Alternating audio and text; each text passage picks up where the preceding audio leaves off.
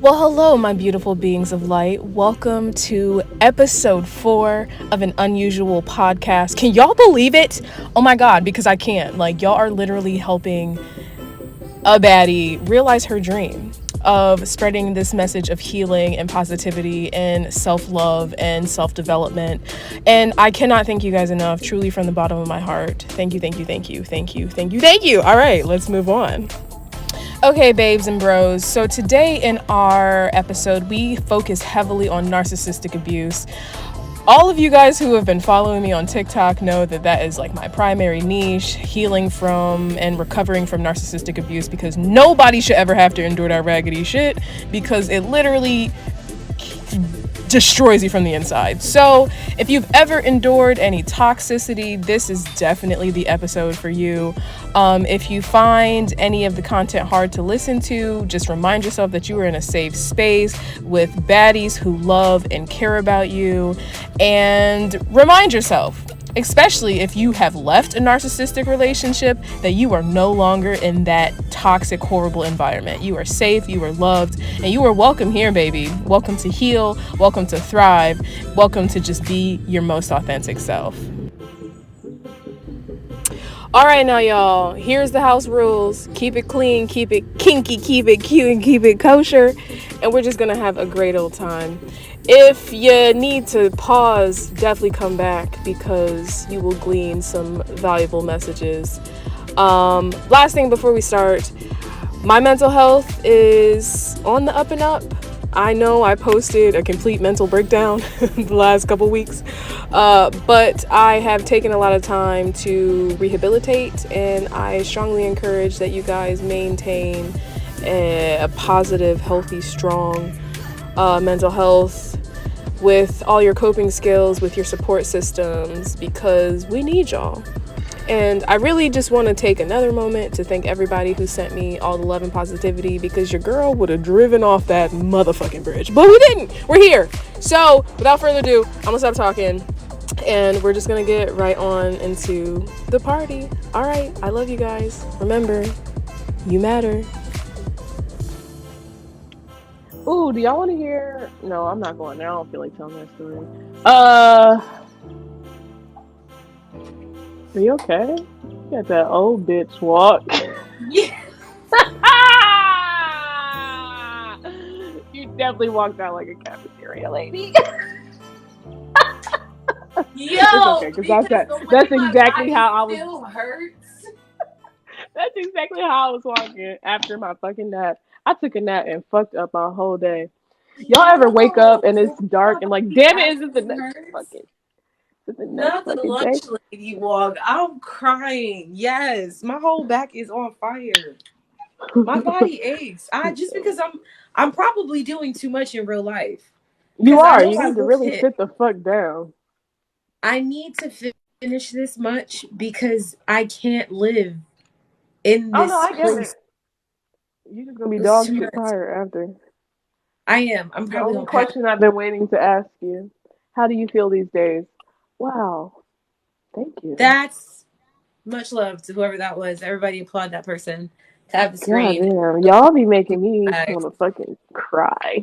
How am I doing? Damn, should I be honest? Because I could just definitely slap on. Oh, I'm fine. And that would be far from the truth. um, I can't fake to you. I struggle daily. Um, all this crazy madness has just like heightened my ideation, because like I've been going through this like internal conflict of like, should I even fucking be here? Um, what to do next? How I'm gonna pay my bills and shit. Just a lot of stress that I'm just trying to take it in stride. Like I've been trying to plan what I feel like I'm emotionally able to do, because like getting fired and severing those relationships, that left like a pretty significant mark on my ability to give therapy. I don't know, and this might sound weird, but just like having that space violated, and there's just like a level, I don't it's just like a kind of like a weird level of PTSD. It's weird to like be a clinician and like have a deep understanding of the symptoms, how to treat the symptoms, but like being aware of how they affect me. Like this past week, just going through like a major depressive episode, and I wanted to get up and do things, and I wanted to like plan certain whatever the fuck, and I wanted to do all of these things, but I just like couldn't. And just like seeing the manifestation of like my symptoms and of depression was just like making me angry. And it's just like people who don't struggle with depression, who fake like they do, it's just like you really don't want none of this shit. Like At all. you don't want the ideation, you don't want the aches, the pains, the inability to get up. You don't want the fucking internal self-judgment. Like why do I just like why can't I move? Why can't I get things done? Why does it take me so long to do things? And so I've just been kind of like struggling with that. Um and on top of family stuff, my sister had some like health things going on, which kind of like fucking scared the fuck out of me because my brother passed, and it's just like life really be like hitting you, just like reminding you that like the people that you love, this bitch was sick as fuck. The people that you love could really just like get the fuck up out of here at any time. I thought, And yeah, like I keep going back and forth of like wanting to just spill the whole tea around the entire situation of me getting fired so I can move on. Because I feel like I've just been like really stuck in life. Because I can't. So as I was saying, like the therapeutic relationship being severed, I'm too burnt out to do therapy, and it's just like they took away my lifeline of what was like carrying me through. Like I was so depressed every day. I was like calling this bitch to help me get into work.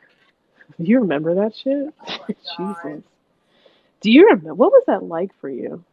Every day waiting for you to completely break. I would literally like it's the cognitive dissonance and the way that you try to be dismissive about it.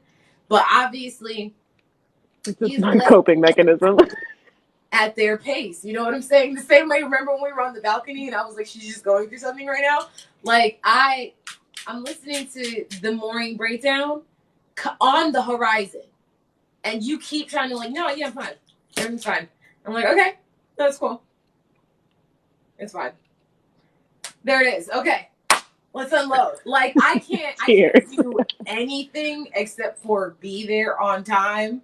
So when I felt like I could pass out, I would pass out. But when I felt like I needed to stay up because it was on the horizon and you were full of shit, like this morning, the day that you went to it's all right. Like I know you're full of shit. We're brewing. So I'm gonna hang out until you are able to pick this apart. And there it is. Let's go. What would you like to talk about? It's just like being prepared. It wasn't necessarily being prepared for the ball to drop, just being prepared and being on guard because I knew that you were carrying a When lot. it did. And Yeah. you like So I just like I don't know why I feel the urge or the need to just like explain like everything that I was experiencing for people to understand where I was at in that moment. But I realized back then that I wasn't okay and I was pretending to be okay. Um, After all the stuff happened, all the hate, after me feeling like I've shamed my entire fucking family, um, I can't pretend that I'm not okay anymore. But I've just been trying like each day to get better and better. But I'm not able to give therapy, so I have to figure something else out. But I'm also like I also went to school for art therapy. Um, and so I'm kind of like dual credentialed. So I have the counseling piece and the art therapy piece. And so I've just always believed that art can save the world. And I've believed this because in my like darkest moments in my life, like when I got like assaulted in college and shit and just like really traumatic events that occur, I would always turn to art, and that would be the thing that would keep me choosing life, if you will. Mm-hmm. And so it was always very healing for me. And so for me to be able to go to school and become an art therapist, I think it's now time for me to step into that. But I always like, my fear keeps me from moving forward. Like, it keeps me from, I don't know, making this thing work, moving forward. Um, I just lost my goddamn train of thought. What the You're fuck was I overthinking. saying? Yeah, I'm overthinking everything. So I could literally just be like, hey, here's a link to an event. Like, just come create some art with me and we can talk and figure this shit out just like we do now. And for some reason, I just don't think people would attend something like that. I don't want to say I don't think people would. I just, there's like fear and anxiety around it. It's just like, I don't want to go to another agency and risk people calling that place and fucking that therapeutic relationship up with that person because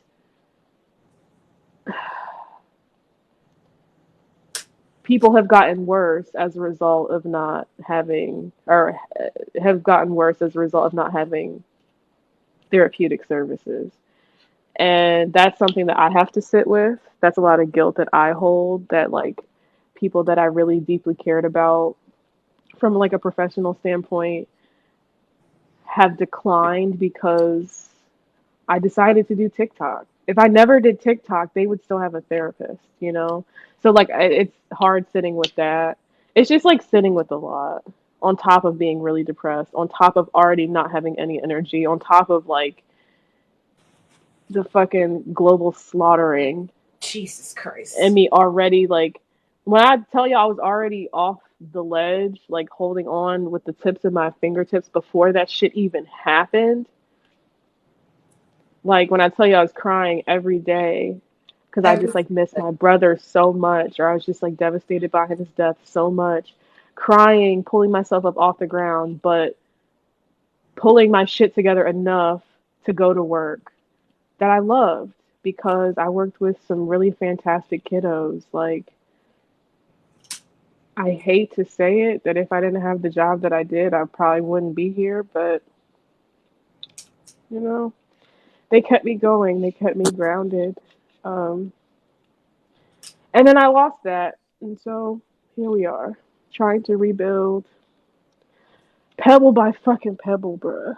So it's just like you work so hard for something. Um, and then spirit is just like, nope, this is not your path. So you still have all of the information, you still have all the credentialing, you still have all the education. You just have to apply that shit a little bit different. And that's just kind of where I'm at. and I hope So, that it doesn't burn you out because I feel like that's really what it was because I was watching you get yeah, burned out every single day. yeah, Like you were operating out of survival, and then on top of yeah, that, you were emotionally exhausted. Caretaker fatigue is something that like we don't go into enough. On top of yeah. everybody else's external shit, that's a real thing. I don't know if I had the flu because it came back negative, but I was dead for like 4 days. And my mother, the doctor, and my DON all said, you're probably stressing too much because of who I am as a person. They all know me personally. Imagine that on top of, nah, bro. You were fighting for your life every day. Yeah, so I'm still continuing because it ebbs and flows. Like today, I feel like it was a fairly good day, but it's some moments where I'm just like, Jesus, take the wheel, take it from my head, nigga. Man, because it's just like, it's expensive to exist, it's expensive to live. Bills do not stop, whether you are depressed and unable to move or not. Sure don't. Um, but I'm trying. So that's how I'm doing. That's a really long, you're probably, I don't even know if you're still sitting in here, but That is a very long-winded answer as to how I'm doing. I'm fucked up emotionally, physically, and spiritually, but I am trying my best to heal myself. Oh, so because I'm trying to recover, art has always been something that I turn to, and I need to feed myself. But I also want to continue to heal on a larger scale. So I would like to open up just like an art vibe or an immersive art experience, if you will, where we just make shit with our hands and figure this raggedy bitch out. um, because that's what has saved me so many times. Um, and listen, people don't even have to come in and make shit. They can just come in and just witness a safe space. And sometimes, like, healing by proxy is enough. Being around safe people. And I think and when I do it, I don't have to worry about like getting banned or blocked or like stuff. So I'm trying, but it's just like I be wanting to give up. Like I really be wanting to give up, but it's just like I keep waking up. So we're just gonna keep going. We're just gonna keep swimming. That's Yeah, your someone. head, and I took that shit Well, serious. Just keep swimming. yeah. So I mean, I have a roof over my head and food, so I'm already beyond like wickedly blessed. It's just about pulling up my motherfucking panty straps and popping my coochie on the street so I can feed myself somehow. Yeah, group therapy with art. Yeah, that's essentially what it'll be. Is group art therapy. But yeah, not many people know what art therapy is, and it makes sense because it's a relatively new profession. It hasn't been around that long. But when people ask me what art therapy is, it's essentially giving you the words that you can't find, helping you get out that emotion that is too hard to express with just sitting down in a chair, or helping you come to a deeper understanding of what's under your subconscious and what your body and your mind is actually trying to tell you.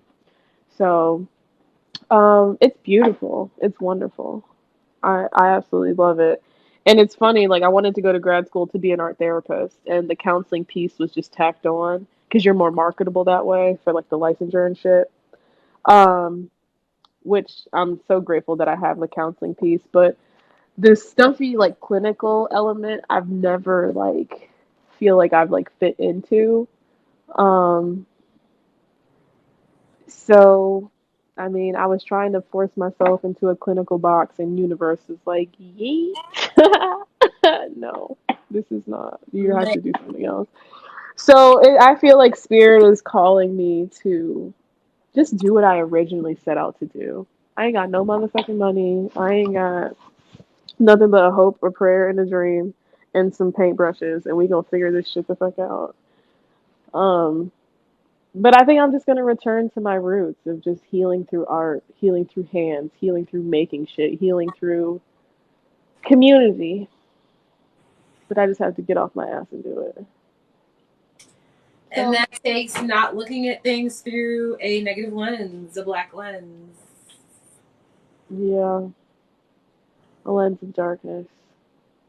It's hard to stay motivated when the days keep ticking past and rent is due. That shit, it's a lot. You gotta pay mind to everything, But though, like everything that you're ingesting, everything that all of the things that you're thinking, everything, literally every single thing, because you're in a very, very fragile moment in your journey. yeah, like people keep asking me for services, and I've had a few offers to return back and work with some of the people I used to.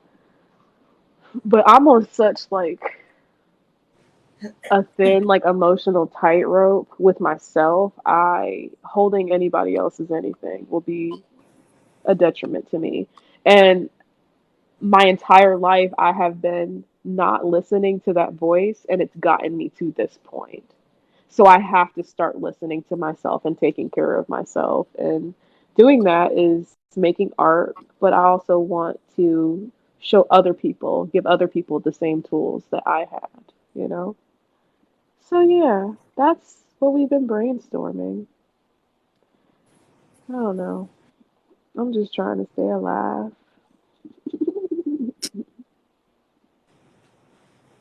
But yeah, you guys are fucking awesome. Someone earlier said she inadvertently married a covert narc. And I want to That say, is the worst. My condolences. Oh my god. Oh my fucking god. I'm if only there's having a this way to reaction make because you out with I'm alimony, do it. I'm 7 months off of Covert and I interacted with him maybe 3 months. I can't imagine. Covert narcissists will fucking break you. They'll change your entire dynamic because you believe them and they present the mask so well and will smile in your face but are actually destroying you from the inside out. Psychopathic narcs, they're more like erratic in their behavior and shit, but covert narcs, oh my god. The devil. That shit The devil himself. himself. Himself. That shit is crazy, bro. Would you like to give your interpretation of the difference since you have encountered the narc trifecta? What is the narc trifecta? I What's think at the the narc top? trifecta is the covert. They're at the top. The covert, the psychopath, Yes. and maybe just like the standard, I guess, or your I'm trying to think. typical. What was the fucking. Anyway. I know there's a word. I can't remember what it is, but between the I two, can't either. the psychopath, I feel like an alarm goes off a lot louder because they start doing really scary shit. So like you actually Hmm. recognize your life is dead ass in danger. So it's not as hard hitting, but it still messes with you because you have to sit with yourself and just kind of be like, how did it even get this far?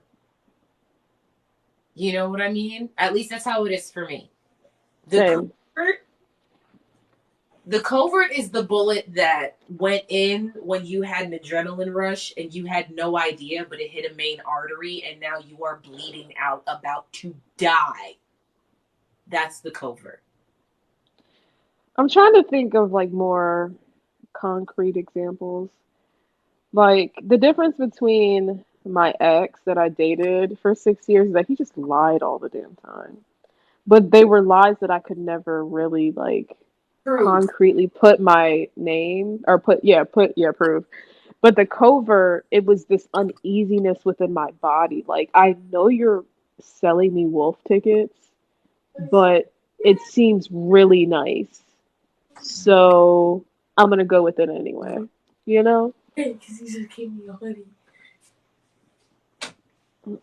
I see a lot of covert coming out nowadays. There's a lot of systems encouraging. Yeah, Andrew Tate is the epitome. I mean, he's more psychopathic, He's more psychopathic. um, but he teaches the narc principles. Get a bitch to fall in love with you, and she'll do whatever you want. And this isn't even gender specific. It's just it applies to human nature and get people to fall in love with you. You know, you can sort of bend them at your whim, which is inherently manipulative and abusive. Um, is there a section on covert narcs in Psychopath Free? Yes, there is. Let me go grab that. Can you entertain the masses? What do we Andrew mean Tate when is a we say coward. covert narc? So covert narc, kind of like, I don't know if anybody plays COD or like those games on the video games or whatever. When you got the covert ops, you have to obviously come in under like some kind of a guise. So it's like the Trojan horse of narcissism. They come Man, in being everything that you've ever dreamed of. In my case, right? Like I just wanted to have black love and melanated everything. Like I wanted our skin to blend into each other, and I just wanted to be in that happiness of finally having that strong figure with me, right? So he caught wind of that and pretended to be that for however long he could, and also sold me a whole lot of dreams, like would tell me things. And because of that, oh no, is that a hoodie in the trash? Oh no, that's a damn lie. That's what fell. The problem with that is you start to doubt your instincts. You start to doubt your inner voice. You start to doubt your own mind. Reality starts to get really, really hard to tell. Like, perfect example. I was talking to this man, and he had me marked as a chess piece in his game from the moment he like saw me. Here we go. Um, and they like love bomb the fuck out of you. Like, I asked him what he like liked about me and shit, and he gave me this whole like, you have the face shape or some shit of like Ethiopian women, and they're the most like sought after women in the world, or some shit that he read somewhere.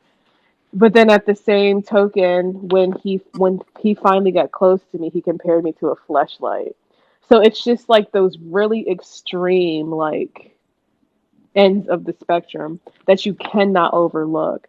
But he said it in like passing, in like Slack conversation. Like, I asked him if this was just like a physical situation, which I wanted it to be. I didn't want any like super like attachment, but he liked the emotional manipulation piece to go along with his box or whatever. And so um he said it kind of like, he would say his backhanded comments kind of just like, oh yeah, like my fleshlight broke and shit like that, or um women always cry assault when he like actively violates people's boundaries. So it's just like the gaslighting thing. Like, whenever I would like challenge him on whether or not he liked me or not, he would always triangulate me with his mother.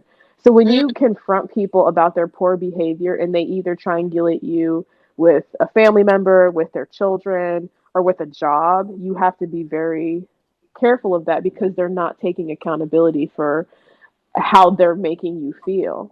Like, when I asked him straight up, like, hey, I don't know if you like me or not, he was like, I think you like me more than my mother because she's always like pressuring me and blah, blah, blah. And then he goes down the rabbit hole of talking about his mother, which is just a diversion from the original statement of, I don't think you like me based off of your behavior. So it's all a deflection and a diversion. People who are upfront and honest don't go down rabbit holes. They don't deflect. They just answer you directly, you know? So, like, if somebody doesn't like in a friendship, if somebody is doing something that is concerning to you, and you, I'm not going to say call them out on it or make them aware of it, they're not, they might initially be defensive, which is a normal human reaction, but they oftentimes possess the ability to correct that behavior if they, like, they, because they take into consideration the feelings of other people. It's very self-serving. It's very, um, self-motivated. This is a section on covert abuse. I'm gonna see if these are The PDF is the still in my first. for this book. Yeah. So this is Psychopath free. It's in our link tree. The PDF is free because nobody should have to endure narcissistic abuse. That shit is whack as fuck.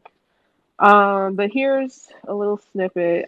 This might not exactly be what I'm looking for, but this is covert abuse. From an early age, most of us were taught to identify physical mistreatment and blatant verbal insults. But with psychopaths, the abuse is not so obvious. You likely won't even understand that you were in an abusive relationship until long after it's over. Through personalized idealization and subtle devaluation, the psychopath can effectively erode the identity of any chosen target. From an outsider's perspective, you will have to appear to have lost it, while the psychopath calmly walks away completely unscathed. So that's what I'm talking about, like the blatant idealization, like you're the most beautiful woman in the world, and I can see myself with you in so many years, and our children are going to be this and that. But like under the table, he's commenting his true feelings about women. Like whenever we would talk and like women would come up, he would always have a really negative and really negative and really like nasty tone towards women, but of course you're okay. So that's like the triangulation piece. Like he would always say like women have traumatized him because they've tried to poison him and shit like that, not being accountable that he has severely traumatized these people so much so that they want to get vindication. So it's this like lack of accountability or inability to like take the shit that you're doing and be like, oh yeah, my bad, and then changing the behavior. They're just like, oh well, I don't really see it that way, and here's XYZ, and then now you're talking about not the issue that you originally brought up. So you have to be very careful of things like that. Hey Tootie girl, how you doing, boo boo? Oh, So yeah, does that feel, I mean, listen, this tends to be a narc recovery group. it always ends up circling So, back to that because I feel like that's what the girls see is, and they're always like, "Oh, my favorite girls are talking." We, and what's interesting, I wish more men knew about this too, because they're a woman narcissist is single-handedly one of the most dangerous things walking. you She have will to destroy pray a for him. man and he will never recover. He won't even Never. see it Because coming. he probably won't even know what the fuck is going on. He won't see it coming, bro. A man being Somebody assaulted said by my a mom. woman. Listen, a lot of y'all were raised by narcissistic mothers, and that shit shows. Bro, And I'm really sorry. hearing the stories, the homeless man was raised by a narcissistic mother. Hearing the stories of what he went through, I was like, oh my God. It's like, no wonder that you hate women. Because Literally. she There's was, things that you are unresolved with. wow, She was not a nice person to you at all. at all. Like At all. triangulated the hell out of you, your life, and your brother. What? I'm sorry. Yeah. Look at the triangulation. That's usually a dead giveaway. Like healthy relationships, people don't typically triangulate things. Like, That's how you yeah. whether or not something is wrong.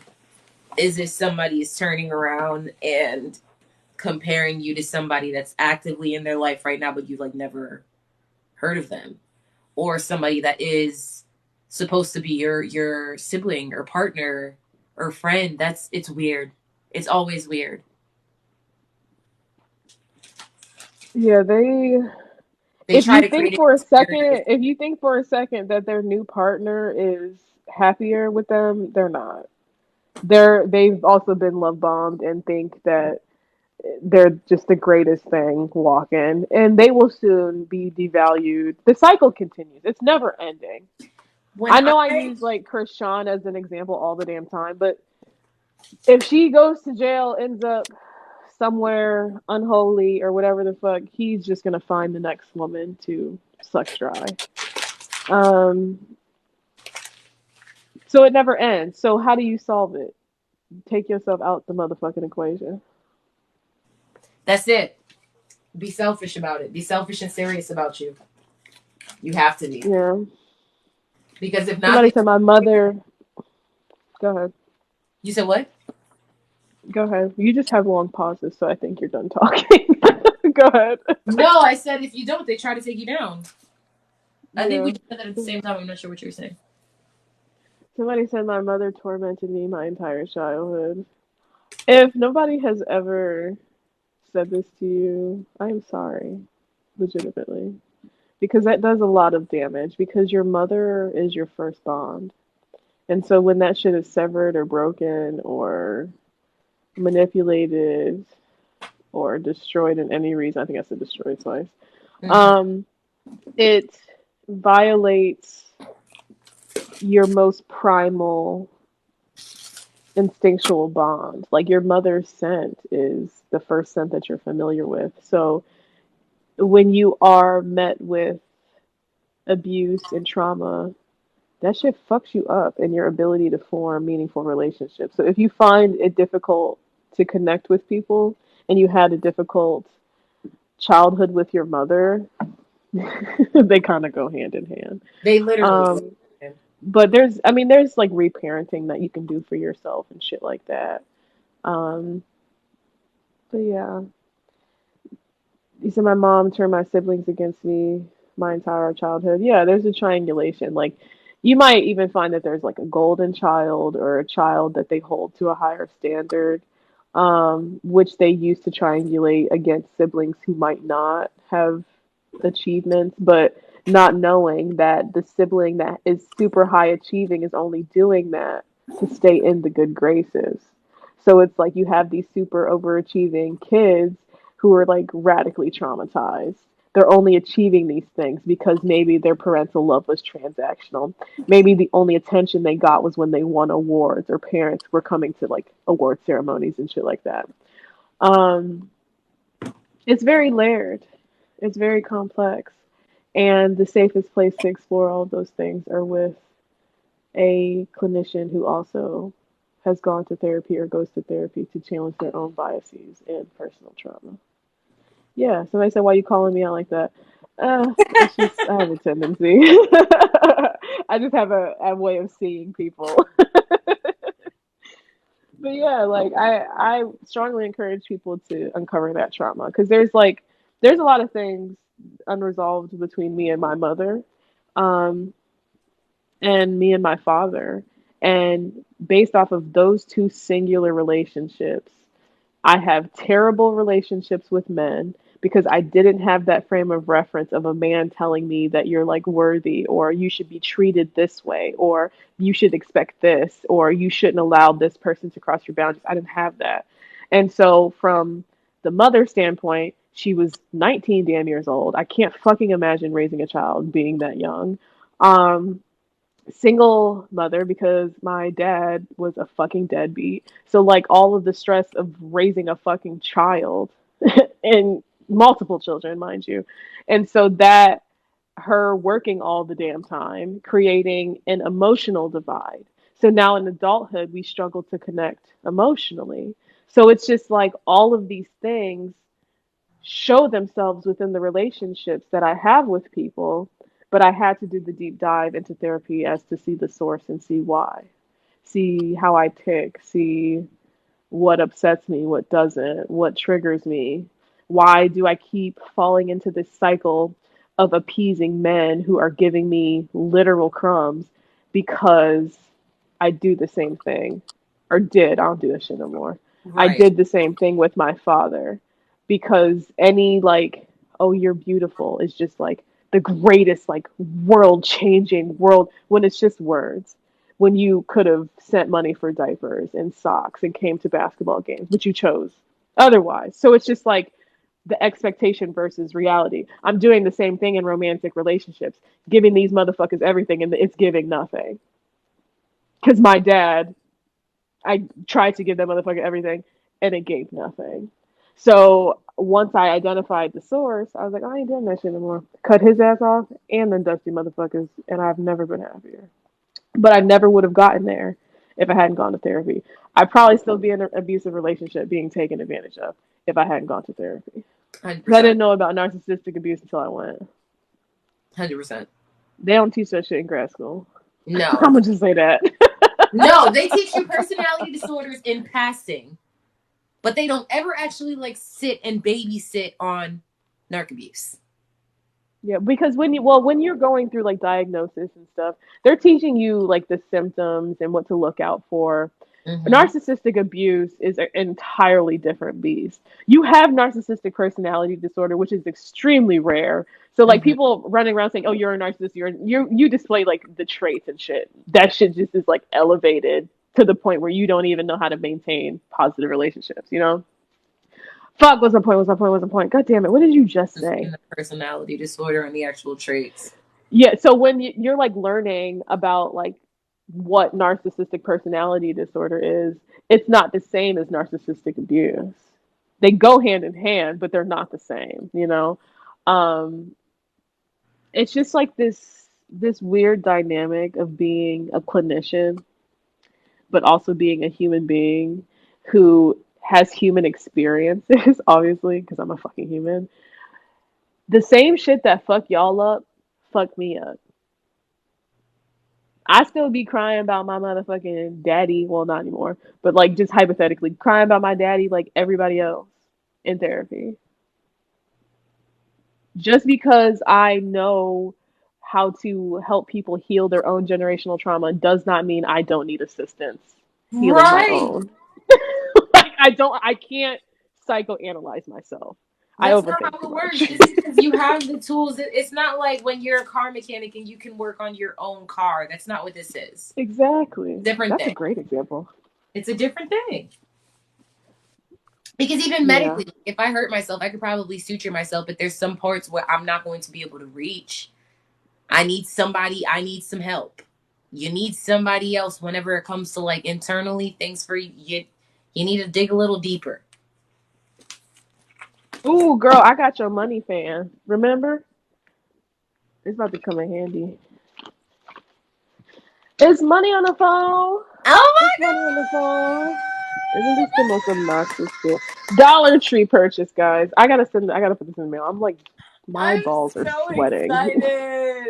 You guys want to see my nuts sweat? Anyway, I'm so excited. A money fan? I'm going to be the bougiest bitch out this summer. Stop playing with me. okay. Let's talk. Oh, do you want to talk about this? I don't know. I don't know. We can get back to the narcissistic stuff in a second. This comment says, "How come we never talk about white women in corporate America treating black women like shit? Because as a black content creator on this app, you will get no views, you will get suppressed. We cannot speak about our experiences as black individuals. That's why." We can't. And That's I'm why. gonna just leave it at that. Yeah, I'm gonna just leave it at that. Because I could talk Tom Blue in the face because I've had several white women try to get me fired, be very microaggressive, but I don't feel like dimming my Saturday. So let's continue. Narc That's abuse. really it in a nutshell. Speaking of narcissistic abuse, let's go. There's just like a lot of feelings that you experience once you exit that type of situation. You don't know who the fuck you are. That's for starters. That's the scariest shit. That's for starters. You have to start there. I couldn't even decide where to live. Okay? Where to buy my damn apartment. I got into a car, packed it up with everything I could fit, and then everybody in New York kept telling me, "You ran away." No, I didn't. I did. You escaped because you're escaping that situation. I ran for And my life. you don't even You don't you realized realize. it. You were very intentional. But I didn't realize that I was escaping a narcissistic situation until I split up. Because how they control you is they isolate you. Mm-hmm. They make you think that they are the only source of anything. So you're afraid to leave them. But when I moved into this place, I didn't realize how abusive he was until he punched a hole in the wall. And I was just like, oh. I mean, I did realize how emotionally abusive he was, but he was just like escalating. And I'm just like, I'm not going to be that wall. So respectfully, you could get your ass out of my house and never come back. But the crazy thing about it is the narcissistic trap. I still wanted to be his friend. It wasn't until he put my nephew's life in the mix that I was just like, oh no, I will call the fucking. I said a lot more choice words, but basically, police, help, help, police, police. Help. Yeah, no. Yeah, so the narcissistic trap will make you think that, like, make no mistake, you 1,000% legitimately love this person. But unfortunately, they did not love you. They weaponized it. They gave you the illusion of what you have been projecting. All that shit you fell in love with, baby, was you. Internal. You fell in love with yourself. They reflected back to you all the great qualities. But because they do not possess them within themselves, they hate you for it. Read this motherfucking book. It will save your goddamn life. Mind you, I reached like I was gonna say I reached a stalemate and she fucking sent it to me. When we first started being friends, she knew. She was like, yeah, no, this shit's and what's crazy is I met her and we became really good friends once I let go of the narc shit. So great people will come into your life when you cut out the bullshit. Promise you. But she sent me this book and I couldn't get through it because it just felt kind of victim blamey. But that's just like the space I was in at the time. And it seemed kind of harsh to the narcs. And I'm just like, no, They seek out to destroy you. They get pleasure from harming you. So there should be no like, oh, I'm gonna like sympathize. No, you know what the fuck you're doing, and it's not okay because you're actively giving people brain damage. But I had reached like sort of a stalemate in my healing because I stopped reading, and then I picked up The Art of Seduction, which is a great book when you're like looking at it from like a textbook research standpoint of like how the narc mind works. But then I shifted and started doing the shit in the book. And I'm just like, this does not feel healthy. It does not feel safe. It does not feel contained. And I started, that's when I was introduced. Spirit was like, hey, we're gonna introduce a covert narc since you wanna play. That you want to keep playing We're around. gonna since you wanna keep playing, we're gonna insert a real nice pretty smile to come fuck up your entire your frontal, your bactal, your mental, your cerebral cortex, your cerebellum, whatever part of the brain, amygdala, hippocampus, pick one, bitch. She gonna mess up all of it.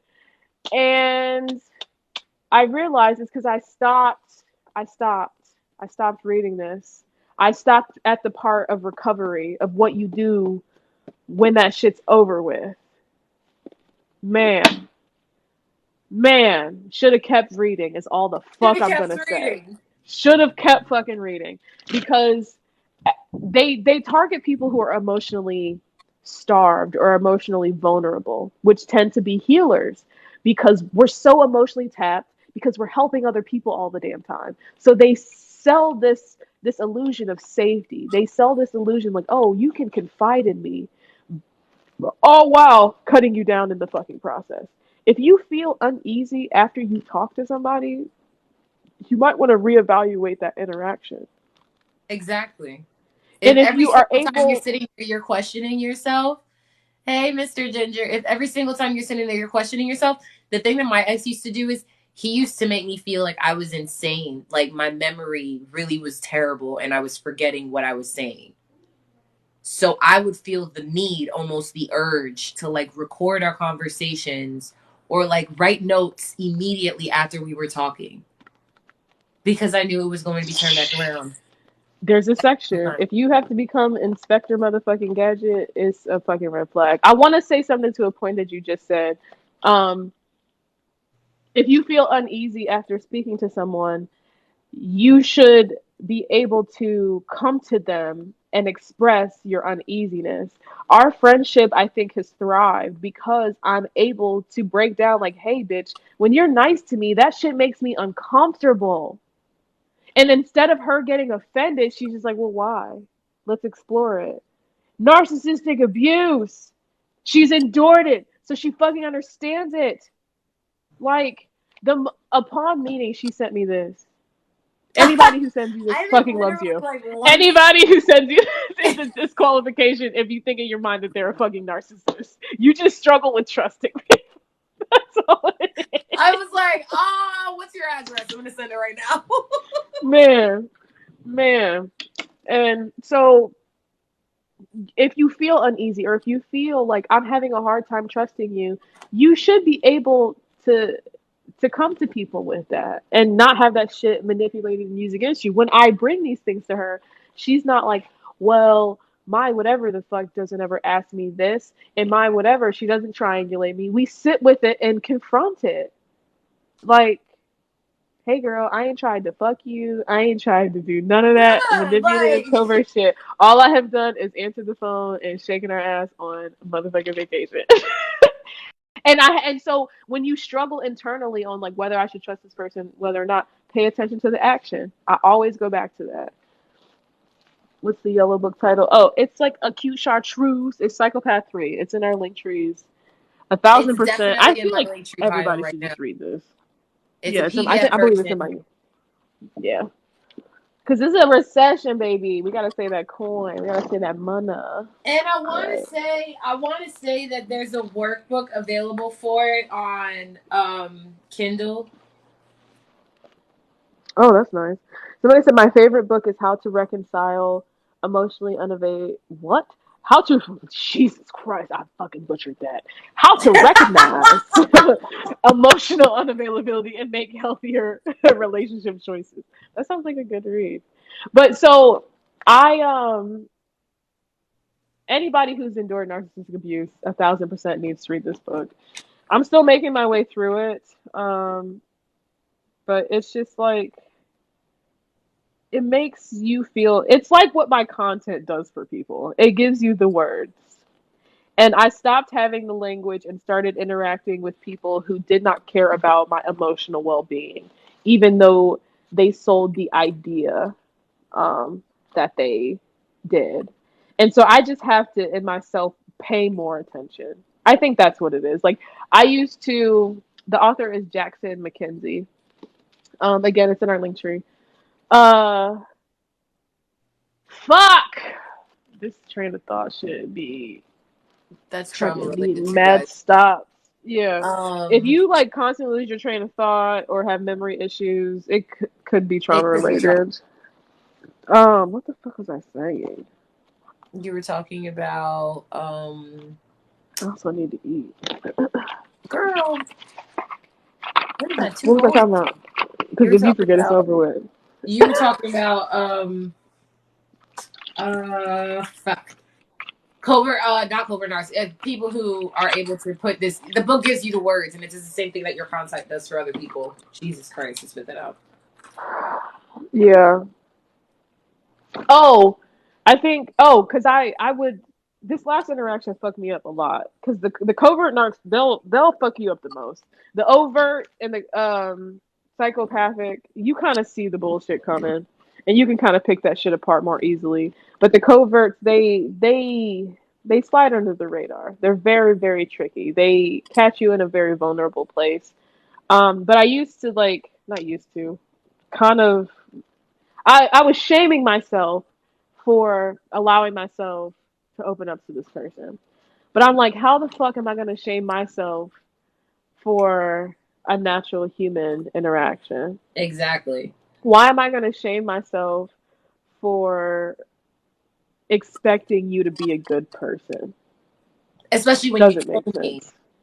You were a that, good person. and you were a safe space. That's why I said a part of it. So I had to like reconcile, like, you just have to pay more attention. You were ignoring so many red flags. You're ignoring the fact that this person didn't care about your safety. You're ignoring how your body felt. Pay attention to all of it. Every Because single thing. and somebody's as a highly sensitive person, you have to be very protective. I want to be, you know me, I'm very emotional. I be crying and shit all the fucking time. I don't cry as much because I'm not as like grief filled as I was, but I need people that I can be that way around because the people I can't have since been deleted from my life because we've just grown in a different direction. I have taken my sensitivity more seriously. Like I'm a lot more hesitant and reluctant to wake up or open up to anyone for that matter. Your vulnerability. Yeah. Also, because I'm like walking on an emotional tightrope, and if I think I encounter another narcissist, I might either. I told this bitch the next narcissist that comes in my life, they better expect their mother or be okay with me taking their mother hostage because I'm fucking kidnapping her. And so I better like y'all listen. The next one who comes in my life, You better be y'all love comfortable y'all with mama. we're going missing. She gonna miss her. Put out a bolo, bitch, because you're not gonna be able to find her. And I don't want to enter a situation feeling like that. So I got to do more healing, you know? I got to do more internal work as to not commit a triple homicide because Well, I'm also killing me, like you, some and your mama. y'all just also have to like try to not be shitty people as much because then you don't have to have people walking around as aggressive. We can be soft and feminine like you want us to be so bad. I'm going to just leave a bad review on his business. And I feel like that might be. It needs to be one of those reviews that gets screenshot and posted because people are like, damn, I'm never going here. And we could start with his phony ass aesthetics.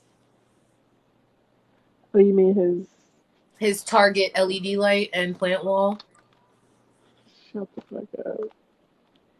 Well, so how do you feel in your body when your friend is interacting with a raging narcissist? Because when you was dealing with Ethereum, I was experiencing the fire of 1,000 burning raging hells of anger because I'm just like, this man is not good for you. But like, what the fuck are we doing? What was that like for you? When we were dealing with the Smoothie King.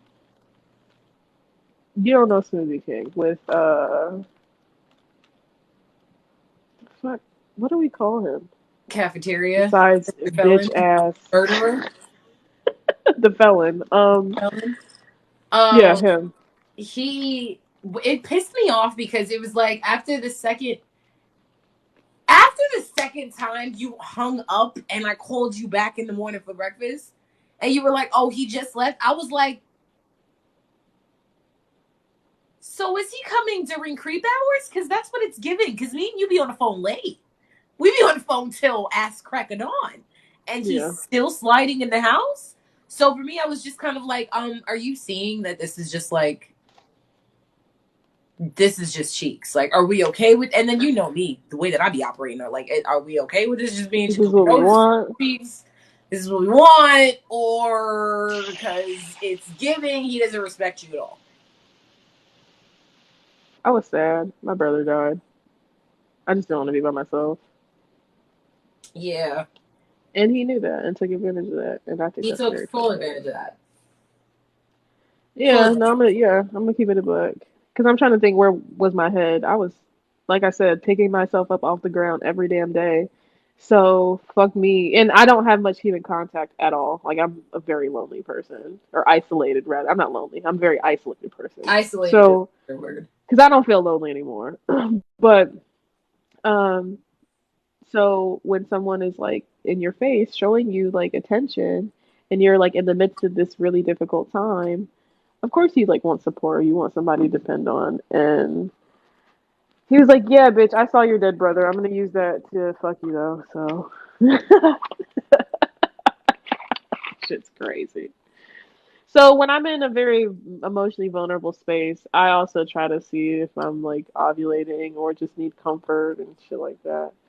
But I don't know. I don't know what the fuck I wanted. Not to be manipulated. Comfort. Was definitely not comfort is seen from a very nice looking man because he was handsome. He was beautiful. He was. And that'd be the trap. It'd be like the extremely attractive motherfuckers that you ask yourself, like, is this too good to be true?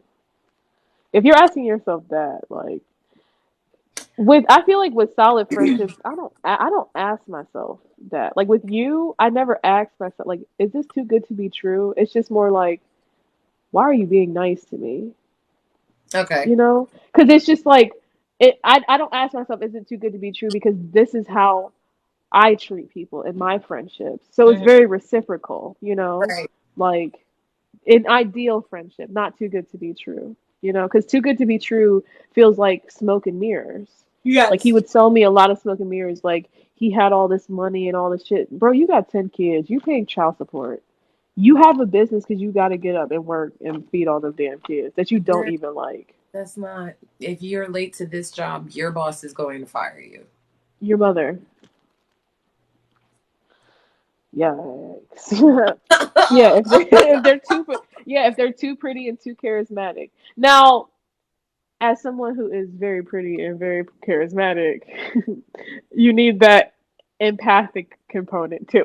You know, you need to have better discernment, is what it is. Because if they're too pretty, they're too charismatic, and they don't give you any room to talk at all, ever, that's a very large red flag. And I had to think about that. Every narc that I have encountered, come across, Ethereum, the Covert, that thought he was in the D League, the homeless man, shit, my ex-husband, every single one of them. You give them an entry point, and they will talk and not shut the hell up. It is their show the whole time. Very one-sided. I like to sit back and watch. If you ask me a question, I'm going to answer it. It depends on how safe I feel, is how deep I'm going at answering the question. And then after that, I usually go quiet. They don't do that, ever. They just keep going. Keep going. Do you ever have a fear of turning into a narcissist? No, Only because I possess the ability to empathize with people. If you're like asking yourself, are you a narcissist? You've already passed the fucking test. Like they Yeah. don't They there's don't some even sort of have, they level of lack foresight self-awareness. because narcissists don't think that they do anything wrong. So why would you think that you're a narcissist? You're just Hmm. perfect. And Hmm. everyone should, yeah. No, I don't have a fear. My thing is my trauma turning into being very hardened and almost bitter. Because I can see how trauma turns into bitterness, which, like, in my opinion, it's inflicting a bunch of unresolved shit onto other people, you know? Um, so I I was, actively confront things in therapy in my life, so I'm not, like, inflicting harm upon other people. So, no, I don't think you can turn into a narcissist per se. You can be very traumatized and close yourself off to people and not want to engage in relationships. And I see that. What the fuck am I even talking about? Does that make I'm not sense? gonna lie to I'm you. just saying words at I this got point. scared of becoming one after everything, just because I got so comfortable with not giving a shit about how anybody felt. Like, I got so selfish before I met you. When I was thoughtin' and botting crazy, I was like, yeah, I don't care. I don't. This is amazing. So I kind of got, my mom got scared for me for a little bit. She was just like, you're getting cold. Like, you got to chill out. So that's what I'm speaking to. Yeah, Like there was your intent malicious or was it protective? Were you like just, doing whatever the fuck you were doing it was both. to not be like vulnerable with people to protect yourself? Yeah, it was both though. If it was somebody that I knew was fine and thought that they could play with me, I would cut down first because I Hmm. could.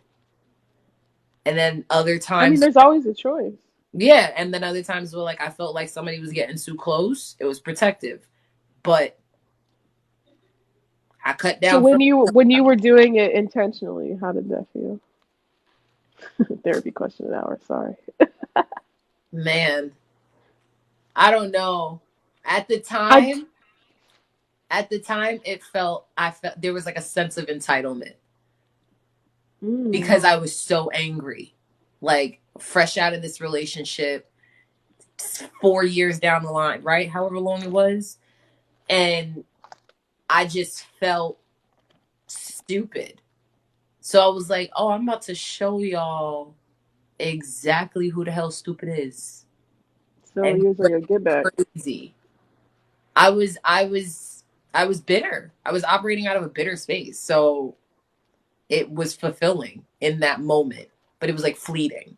My next question: how did you feel after? I felt like I was not being true to who I was as like an individual. There it is. It's never gonna feel congruent. I'm good at this. It's never gonna feel congruent with who you are as a As a human being. person. So Mhm. while you might be acting in out of like hurt feelings and shit, because bitch, we all been there. I was slinging shit down because I was really fucking sad and thought me was gonna be that connection I needed. No, Man, bitch. You're really sad. Confront the sadness. Fuck. I need to eat. Jesus Christ. It's not gonna feel right in your spirit. So me like psychologically manipulating people, yes, I could do it, and it wouldn't be hard, and I have credentialing that would make that shit even easier. But it doesn't feel right. I don't like using right. people because people are fucking people, and I have been the object of that misuse and abuse, and I know what that shit feels like. And from the empathy standpoint, I do not want to inflict harm upon people in that way They don't have to. because not knowing yourself and taking someone's identity is the biggest fuck you. Taking someone's sense of self, their sense of being, their way of existing, and just like muddling that up because you're fucking bored. Childish Disgusting. shit. Childish Disgusting. You shit. should truly be like absolutely ashamed of yourself. Disgusting. Because now this person is destroyed. You walk away from it because you didn't even really care, and they're not going to be okay for however X amount of months, years. You don't know. No, people said a lot of people over here are saying that they've had that phase too. Listen, we've all had a phase where we wanted to just inflict harm upon people because we were coming from a hurt space, but it's not sustainable. Not Exactly. even for yourself. I Mm-mm. mean, one, it's just like not a kind thing to do, but like I think an important difference is recognizing the space that you're operating out of and seeing if it serves you. Does manipulating people all the damn time serve you? You might get monetary or like sexual or whatever the fuck gain, but your spirit is dying. So is it really fucking serving you? You know? Exactly.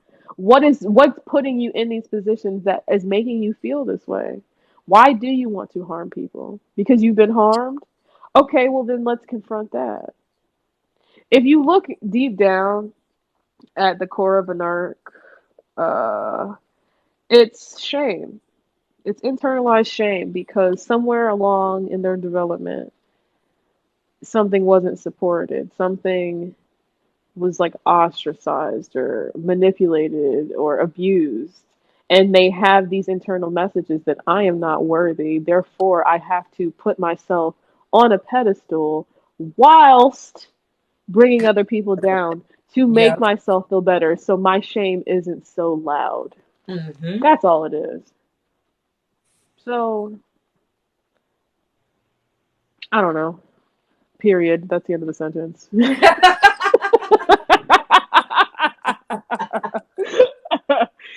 Yeah, so like so I guess I'm saying is a lot of these situations where you're involved with either a narcissistic partner or a sibling, a parent, these people are deeply traumatized.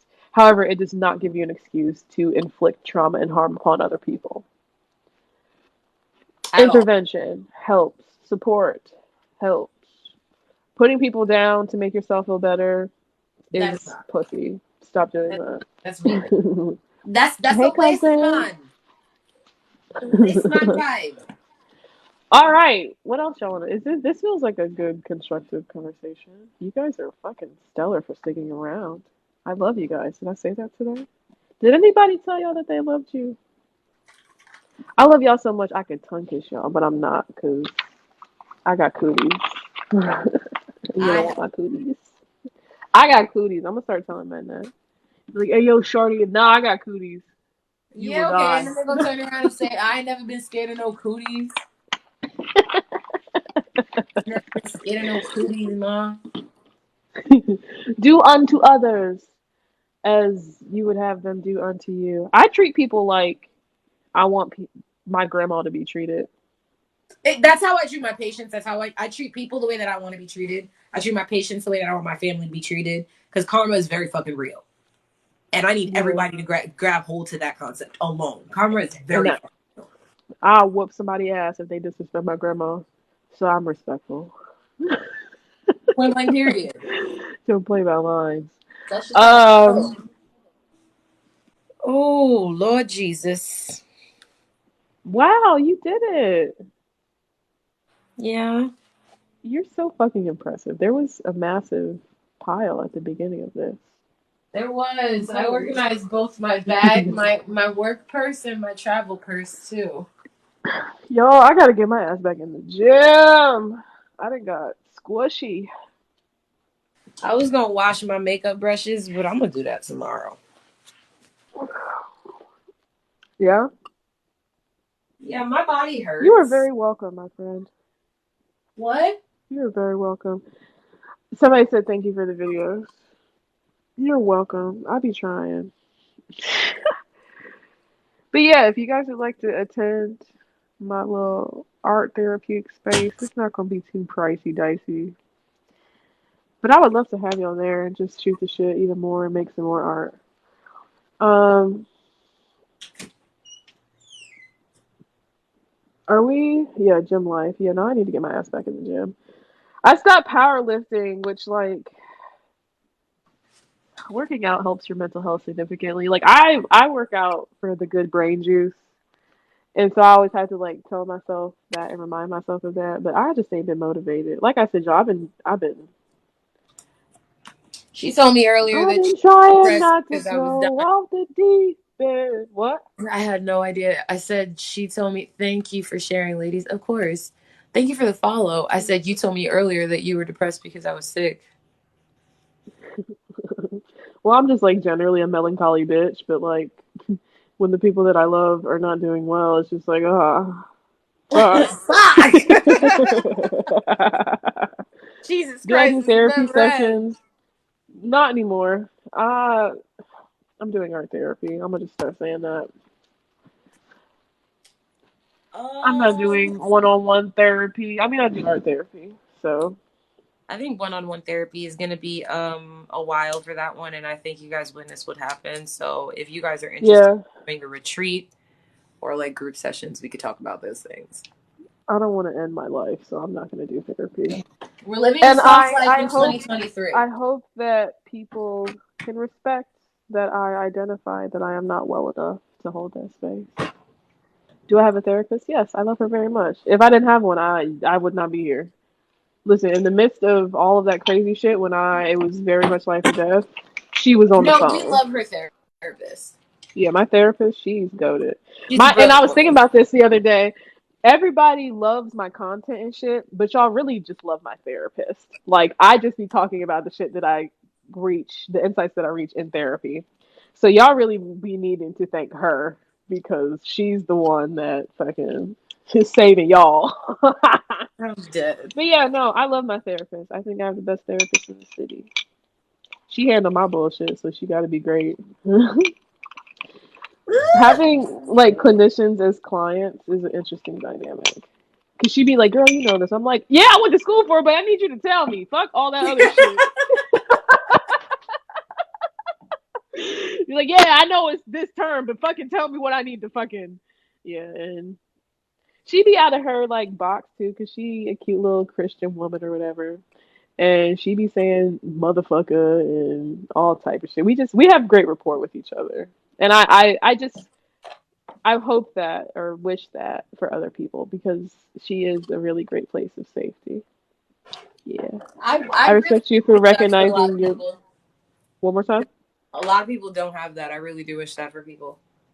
I do. She saved my life in many, many ways. So I said I respect you for recognizing your limits and taking care of yourself. I appreciate that. Like I said, I gotta keep the lights on. So I do want to open up my healing um space with other people because art is transformative. That shit will really change your life, I promise you. Um So I'm gonna open up my healing, like my process, what I do to get myself back together, and I think that'd be helpful for other people. But yeah, no, she is fucking stellar, bro. I love that lady. So she saved me from the narc situation. She saved me from fucking parental abuse, from fucking Getting uh, fucking abused at work, doxxed. getting doxxed. She's been my solid rock through all of this shit. And I just like my passion and like you dusty motherfuckers need to go to therapy was like y'all need to come get you some of this.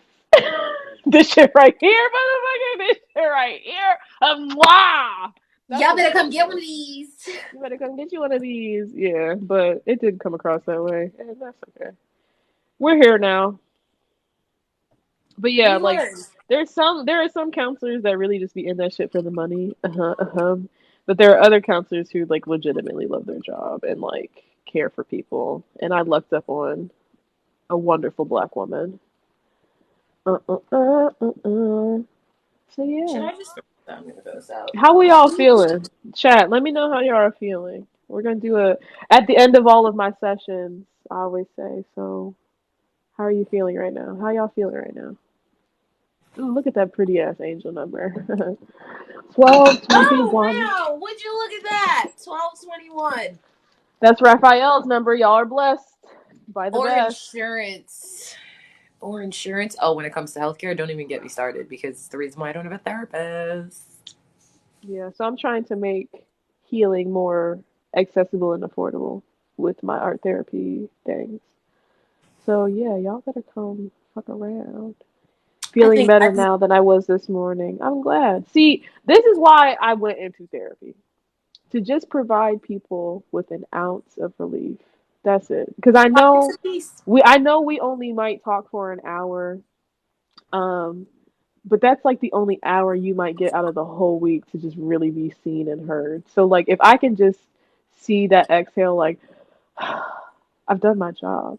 That's really fucking fulfilling for me.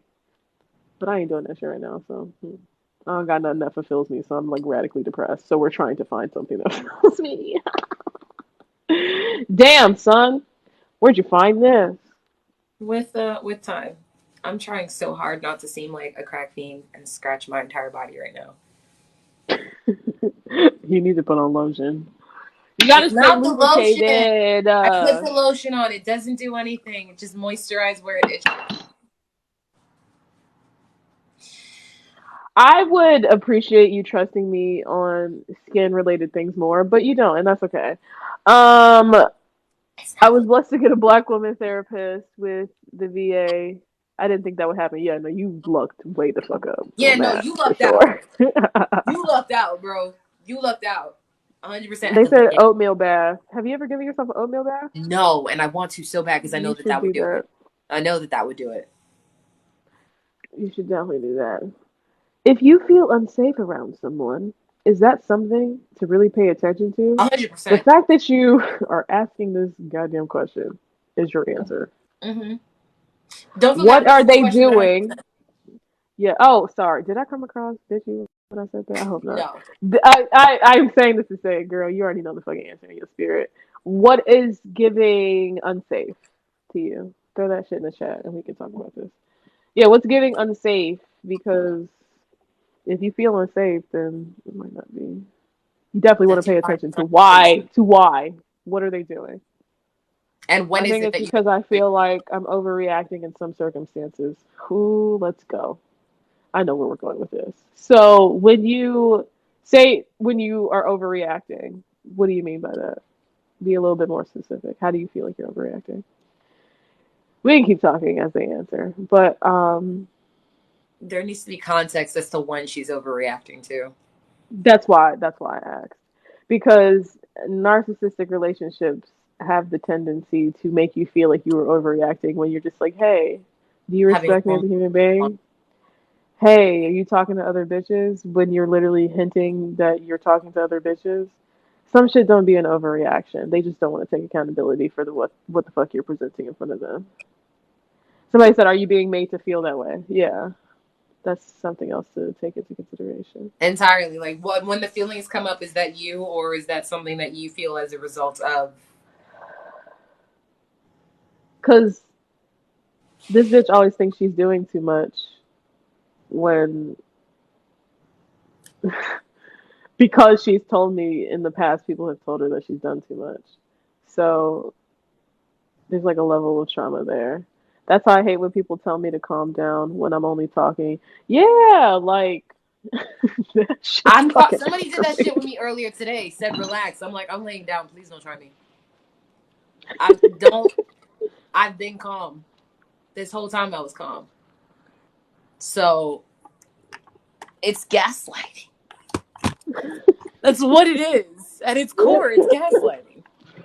Yeah, so they're gaslighting you to not question them. They're gaslighting you to not come at them with your bullshit anymore. If dudes tend like my I want to say my trigger word, but one word I just am not a fan of is tripping. Like when dudes say, "Oh, you tripping?" Like, no, bitch, you are hurting my feelings, and I'm bringing this to you, and you still don't give a fuck. I'm not tripping. You're being an insensitive piece of shit. Yep. You Actually, know? in real life. Oh, we said, "Oh my gosh, yes." See, there you go. You see my face. I'm sorry for that.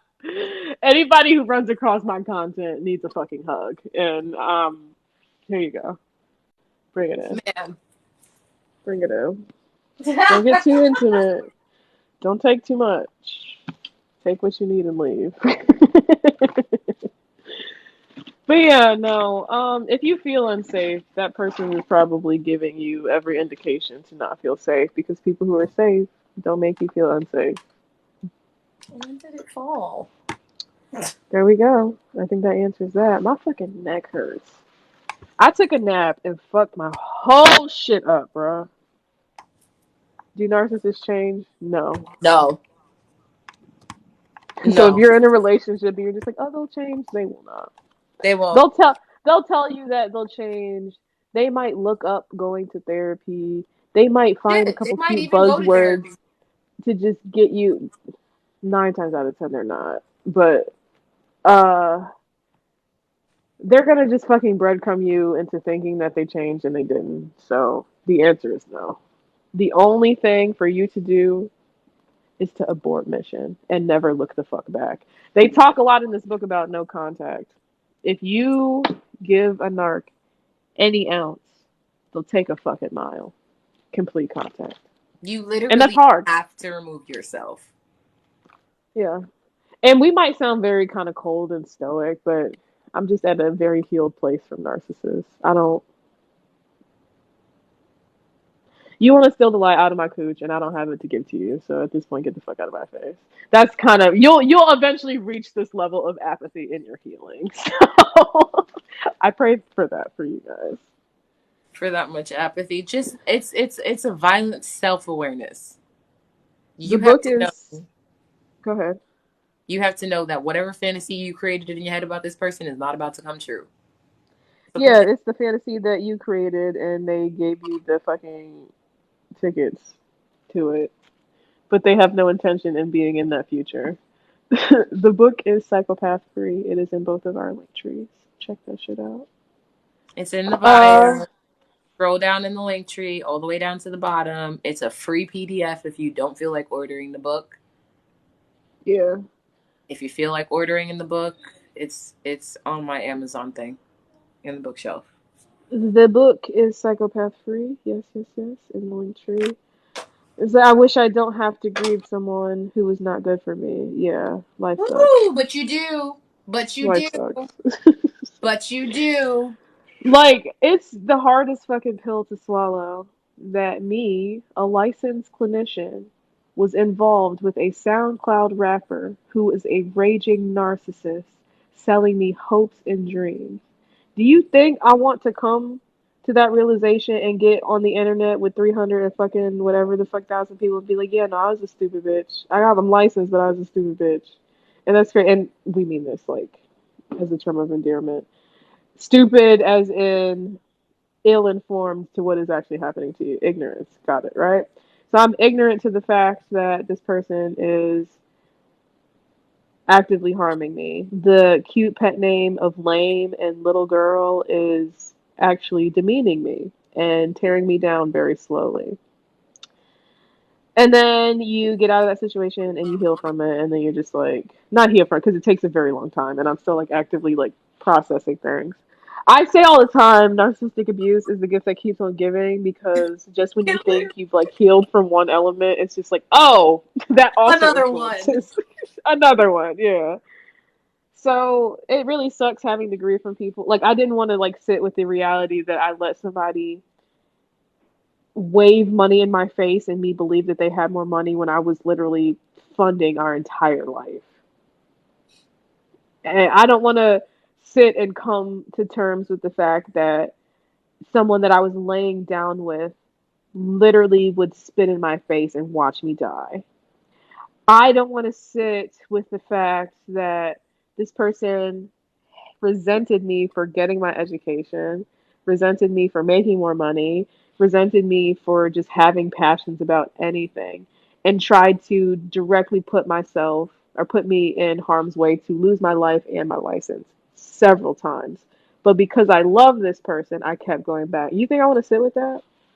You have to, No, but I and do. then you have to also, while you're grieving the person that discarded you, you also have to acknowledge that all of that behavior came from their own place of self-loathing and not by definition your value. That is them Yeah. hating who they are as a person and all of the things that you reflect in their face, pissing them off so much that they had to belittle you. Yeah, they got to bring you down a peg because you Uh-huh. that bitch. Don't make no mistake. You're that bitch. And they see that and they're just like, I don't like that. So, oh, hey, lame. Hey, ugly. That's how the shit starts. Watch people who love you speak life over you. This bitch ain't never once out her fucking mouth, to my knowledge, called me ugly or lame. Like, it's No, never anything I happened. call you is literally to your face. If I Like, thought you were doing too much, it's to your face. If Like, I tell you not to disrespect my friend, it's to your face. Because, right. you know? Like the only way she's just like, girl, get yourself is when I'm talking shit about myself and that shit that was programmed from the fucking narc, bruh. So and somebody said, how long are you with them? 6. I did a bid. 6 long motherfucking years. Yeah, I was with one for 4. I was with another for 10. And not to mention a fucking household and a daddy. Oh yeah. Oh yeah, since Woo, birth. the Since narcissist, yeah, birth. the narcissistic abuse has always been there when you really think about it. You just have to wake up to how much you're giving, how much you're Yeah. willing to give, you know? And unfortunately, not, well, for them, unfortunately for them, I've reached a place where I'm not giving them motherfuckers nothing. A drop. I know. Nothing. I was telling her the other day, like, I literally don't, I have nothing to give them whatsoever. They don't exist in my mind at all. It comes across, I see it immediately, and at this point, I'm gonna just keep pushing. And that is more infuriating for them. Not being acknowledged, not being noticed, tantrum. Tantrum. And I live for that. So I like living there. I like that. So then look at them long years thinking like, wow, that's something else you got to grieve too. Yeah, no, I'm not gonna say I gave up 6 years of my life because I was a phenomenal girlfriend. Like, the way that I take care of myself now, and when I think back of how I took care of the relationship, I know that I possess the ability to have healthy and fruitful relationships. I just have to be more discerning in who I do that with. So I know that I was not the problem because I obviously possess the ability to have effective communication skills, right? So all of these things he's gaslighting me, saying like, oh, you don't listen to me, you're not emotionally whatever the fuck, or you're angry. Boy, He's get the fuck out projecting. of here. He's fucking projecting. And so now that I'm on the other side of this, I believed him at the time. Like, I would literally go to therapy and be like, hey, he says I'm really angry and I want our relationship to be stronger, so I want to work on my anger so he doesn't feel inferior or whatever the fuck he was feeling or scared or whatever. Because his anger was so explosive. I'd be like, you're scaring me. And then he would gaslight me and saying, that your safety is my biggest priority. So for you to say that you're afraid of me is the biggest slap in the face. But you're jumping and screaming and yelling in my face. Like the So words and make the the shit. action hardly ever match. They're completely the fuck opposite. Like, make the shit make sense. And so, what was the point that I'm trying to make? Oh, so I grieved the relationship that I participated in. I don't grieve the abuse that I endured. Like, I know that when I find my person or if I find my person, that we'll have a stellar time because Mm-hmm. I just know how people function. I know how people work, and I don't want to have a bad time. So Right. I'm not gonna shit in my breakfast and say like, "Hey, let's sit down together." I'm not gonna do that. I'm gonna prepare you a 17-course meal, and we're gonna shake our titties and have fun. But when narcissistic abuse is entered into that equation, it's none of that. Like I said, they hate the goodness of you. So they systematically take it from you. And it's very deliberate, it's very intentional, but it's very subtle. You have to pay attention. Like, things that you enjoy, they'll start commenting on in a negative way. Here's an example. I'm like a flower hippie child of the earth. He used to joke and say I'm of the earth or whatever. But he would like, I'm like, yeah, I am, bitch. What's the fucking problem? But he would like make fun of my flower headband, saying how it was like childish and shit like that. And so I stopped wearing them. And so it's very, very subtle. And like, he would even like poke fun at like how I danced and like different things like that. And so I would eventually stop. So if you find yourself stopping the things that you once found pleasurable, you might be interacting with a narc. Mm-hmm. So me being like outward and expressive on social media, it's kind of hard for me because like naturally I'm very just like quiet and reserved. Like, if we're like talking, sometimes I'll just go dead quiet because I'm just a fairly reserved person. And she'll ask me like, "Oh, where'd your mind go? What are you thinking?" Nothing. I was just chilling. And sometimes like narcs have a hard time sitting with that like silence or with like you not giving them constant fucking attention. What's the point? So I grieve what I was doing. Like I grieve being a good girlfriend because I enjoyed it. I enjoyed taking care of someone. I enjoyed taking care of a household, maintaining a household. I enjoyed making the other person feel like they're on top of the world all the time because It's the idea. everyone deserves to feel that way. That's the I idea. miss the idea of a healthy relationship that I Exactly. wasn't So when I in. say that, like, you need to grieve, because I saw somebody in the comments said, like, why grieve? It's something you should be proud of. You should absolutely be proud of it. But at the same time, you still have to allow, you're still going through the stages of grief because a part of you actually died. They killed something in you, ultimately. So you have to grieve that. Me, what I grieved in my case was time because I wasted 4 years with this man. He was in my son's face. He was living in my house. I miscarried God knows how many times.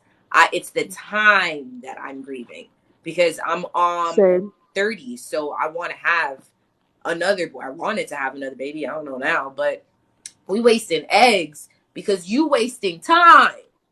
That's what I had to grieve. If I didn't grieve that, then I probably would have held on to that. And Lord knows, I probably would have gotten pregnant by somebody that I had no business getting pregnant by and keeping said child. Like, that's not, you have to address all of the feelings that come with it. Because if not, then it's not being honest with yourself. Well, when you think about grief, grief is loss, the loss of Mm-hmm. anything. So It's the loss. whether they're abusive or not, you still lost something, you know. And it's taken a lot of like reconciling, a lot of anger, like why the fuck did I allow this dusty bitch to take advantage of me for so long? You have to reconcile that. But then on the other side of it, I learned so much. I learned how to be mistreated. And I know to not return there. And that's a very valuable lesson because some people exit these situations and don't learn that. They don't recognize that they've been hurt. They don't recognize that they've been harmed and continue to perpetuate the same cycle just because you don't see it. There's a blindness to human behavior. If you don't pay attention to it, if you're not aware of it, it will continue to occur. So whether Mm-hmm. or not you want to be in a healthy relationship, if you don't do the internal work to unlearn all the bullshit, you're not gonna find it because you don't know what the shit looks like. You know? So you have to So learn things that you don't want. And unfortunately, sometimes that comes through experience. And not all of the experiences are going to be good. this is true. Listen, if everything was like sunshine, butterflies, and pussy rainbows, it wouldn't be difficult, but it's not. That is not reality. And as someone who's like queen optimist, like silver lining, everything is fine, everything's gonna be good. Nah, some shit just sucks. So hold it and continue going. Like some shit just blows. Yeah. Address it in the space that you need to address it in. And then keep it pushing. I was telling her when we first met, I didn't look at anything like a loss. It was a lesson. Everything was a lesson. So as much of the parts of me that died that needed to die, like the naive idea that anything people say is what the truth is, and like their actions See, not matching isn't a big deal, that had to die. That had to absolutely be put to bed. that's the hardest lesson. What do you think about that? Like About people's actions not aligning with their words when we're taught to like fucking your word is your whatever the fuck. word is What do you think bond. about that? That for me, I don't know. I literally grew up on word is bond. So if your word is not showing that, your character is trash. That's automatically where I'm gonna go. It's a very easy math problem for me. Your words and your actions are not matching. So your word is not bond. That means if I'm in some shit, I can't even trust you. So I can't engage. I can't do that anymore. It doesn't matter how pretty it sounds. That's the part that I had to get a hold of. I had to let go of like how pretty it sounded and how bad I wanted it to be true. Because coming out of the divorce, I wanted a relationship so bad, especially with a black man. Oh my God. I wanted it so bad. I wanted it to be real. Ignored everything else. Have to pay attention. Like you have to pay attention to how bad you want some shit. Do you want some shit so bad that you're willing to just have any placeholder, including somebody that's abusing your ass? Because I was like, damn, I'm really tired of being in these streets by my fucking self. And met that motherfucker that night and just made the shit. I was trying to stuff square whatever the fuck and circle whatever the fuck. Square I peg into a wanted round this hole. like perfect, not even perfect because that shit doesn't exist, but like a very fruitful, nurturing relationship with somebody that I didn't even really take the time to really get to know. I was just like, oh, okay, like you're tall and you don't treat me like shit all the time, and yeah, cool, but not a good relationship candidate. But I also had to realize, like, girl, you can't just fucking placeholder people. You can't make And you people can't force it just do. because like, you know you're good at it, so you can make it happen. You can make this work. It's a two-person job, babe. Listen, I love the concepts of like relationships and building and growing and thriving together. And I know I'm not fucking delusional. I know that it comes with hardships and rough patches and shit like that. I would love to really just like cater to someone like within a relationship, but like motherfuckers ain't earning none of that. Why? Y'all don't even wash your ass. What the Somebody fuck I'm said about in to the cook a meal comments for that you for? toxic. Y'all, it's I One more time? somebody said in the comments earlier that it how come all men seem toxic? It's almost like everybody is narcissistic now. And it's just like I have this idea that if you don't control entitlement from like the very beginning, it grows into this wicked demon monster. And I feel like what we're seeing now is that wicked demon monster. A lot of people have developed a whole lot of entitlement over the course of the last couple of years, and there's been no cap to that shit. So everybody is just really on the yucky side of the spectrum. That's one. Two, toxic love and all that shit has been fetishized so much so that baby boy keeps trending randomly because of that scene where she's like, I hate you, Jody, and then it switches over to her not hating Jody too much. You know what I'm saying? Like that's I don't know. I don't even really know where I'm going with this. I just know that it's not, a lot of it is unhealthy. I have a take if you'd like to hear it. Sure. I think a lot of toxic masculinity and societal standards encourage men to make women fall in love with them um, without the intention of like actually maintaining a relationship. Like, in order to acquire the box, you have to make it fall in love with you. And that, in and of itself, is It's disgusting. fundamentally flawed. It's flawed because even though you just might want to have like a smash and pass situation, you're not paying attention that you're forming an emotional bond with an actual human being with feelings, thoughts, and emotions. And so, um, I think men are socialized to psychologically manipulate women, not taking no for an answer, for example. Because it's been appropriate Um, for them.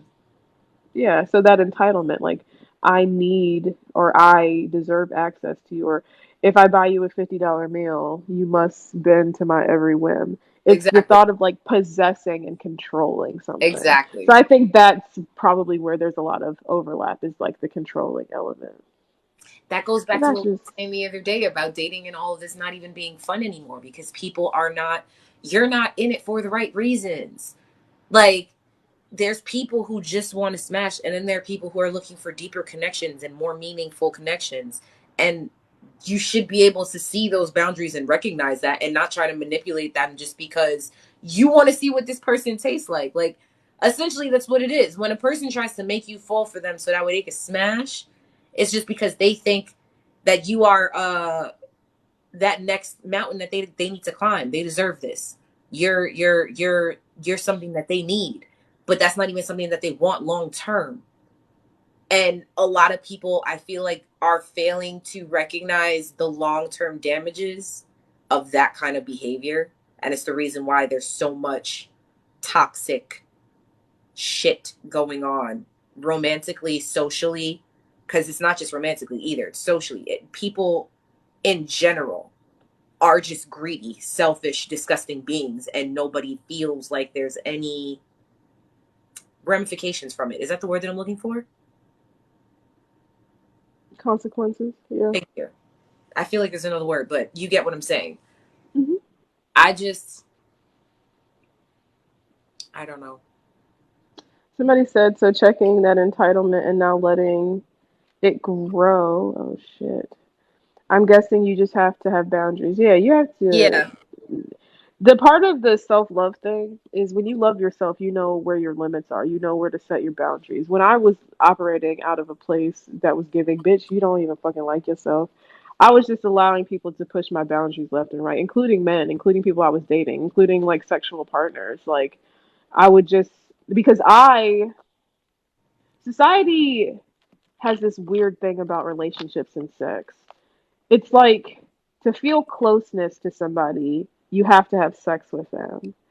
But to have sex with somebody, you don't always have to have that closeness. So it's this very weird, like, I was having sex to feel close with someone or to try to fill the void of grief and depression and of this, but without handling my problems directly. And somebody is just smashing a smash just to get that, It's like, creating that physical. false sense Yeah. of closeness. So I'm already going into the situation wanting closeness, and they don't want that. So there we're already a mess. So there were already somebody's gonna be left feeling some type of way, and somebody's gonna left feeling, oh no, I got what I wanted, so I'm good. And then there's And so people that like you have to pay more attention to that, like the discernment, setting boundaries. So when you love yourself, you set boundaries. Like if somebody's talking to you crazy out the side of their motherfucking mouth, how much do you allow that? Do you setting bound case in point, booty call hours?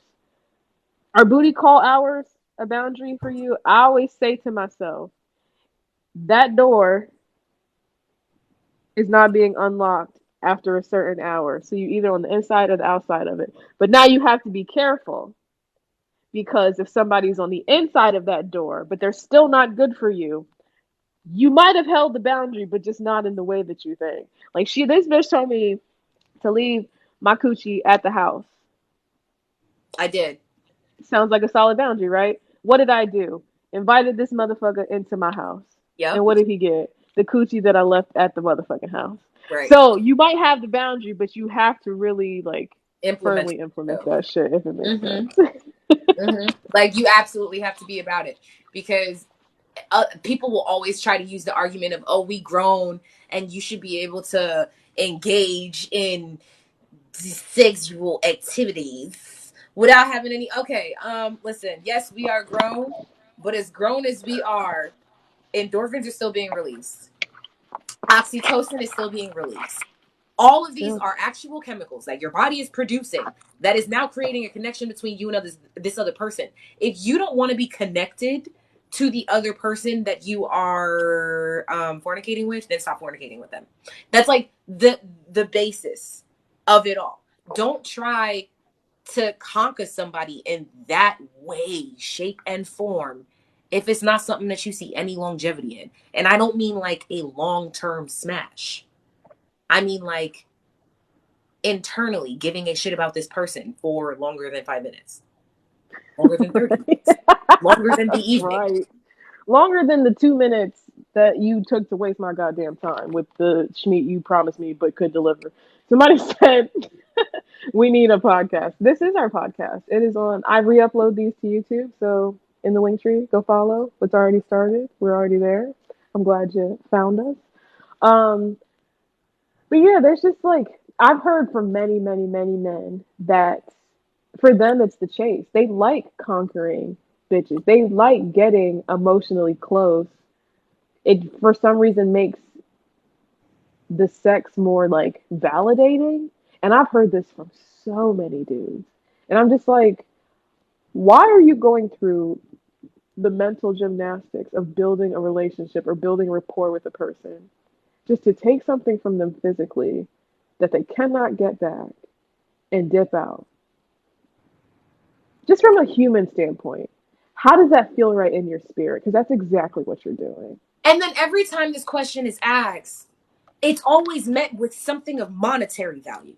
Oh, well, it's the same thing as when a girl likes to go out to dinner. And no, it's not. No, it's not. You can literally call the bank and say, I don't know who the fuck made that purchase. That was not me. That's fraud, and I would like to get it back. And they will give you the money back. She can't call up to God and be like, hey, so I smashed this situation last night, and if we could just scratch it off the list because it does not count. That's not a thing. That's not how that works. You don't sit there and spirit is like, I'm gonna put mad demons on you now because you just messed with old dude and he got about 13 baby mamas and 25 kids and he has not resolved not a single one of his problems. As a matter of fact, he actually killed somebody, so he's got some shit on him. Right. I'm gonna go ahead and sprinkle that on you because you said you wanted to dance, so let's salsa, ho. You can't take that back. You cannot take that back. You have to work that off. I know that feels like a direct hit, but it's just because it's a spiritual. Because I was about to say, bitch, I don't appreciate you using my stupidity in your fucking examples. I don't. I'm like, ooh, that's loud. Ooh, ooh, I am carrying the trauma of all this flippy fuck. That's crazy. Oh, that's why I feel like killing myself. I need love. Listen, not just because the penis was terrible, because it's so love. Oh, damn it. I really wish it could be a thing. If we could get a return policy on bodies, it'd be a different story. But that's not the case. That is not the case. And that's the reason why there's so many conversations. And that's the reason why there's so many talks about healing and all this other shit. Because y'all don't realize the long-term issues that you are causing. All of these you're violating trust. You're violating everything. Trust between other people, trust between yourself, trust at work, trust with anything at all. Her therapist has never met me. And just from hearing on how I operate, when we first met, sis goes, oh yeah, she's paranoid. Hello? That's because of trauma. That's what that is. Trauma. Trauma. Years of sitting on some good old long thick trauma and not resolving. Fucking the trauma. Letting the trauma fuck me. Jesus Christmas. Let the church say amen. Amen. Okay, like I need we get so passionate because we really just want better for y'all, but I really want better for everybody because like on an emotional level, yes, I'm a Cancer, so we're emotional creatures. We're emotional creatures because at the core of it, that's what we need to survive in this bitch. Y'all are killing everything, not just box. Okay? Everything is dying. Because if the woman no longer wants to engage in anything romantic because it's safer to be by herself, then that means there's no more hope. If there's no more hope, nothing else is growing. If there's nothing growing, you literally inadvertently have death. And if there's nothing but death, agony, sadness, sorrow, killing, murdering, pillaging, all of that shit will happen afterwards. It's a cycle. The life cycle. Y'all are sucking out the very force that is the day-to-day life. Just by being so goddamn selfish. That's big picture. That's big picture. For boss. To get some stamps on a passport and come back with a story. Disgusting. You should be ashamed of yourself. Emotional damage is what a lot of these motherfuckers is operating out of. And that shit's crazy.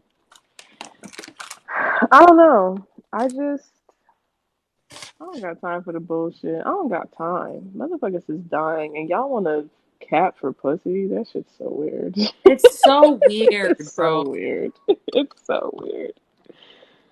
Focus on other things. Focus on how to keep yourselves healthy. Focus on what you want to do with your life insurance policy. Get a 401k. Do some planning. Look into some land. Figure out how to get it to stand up without the honey from the gas station.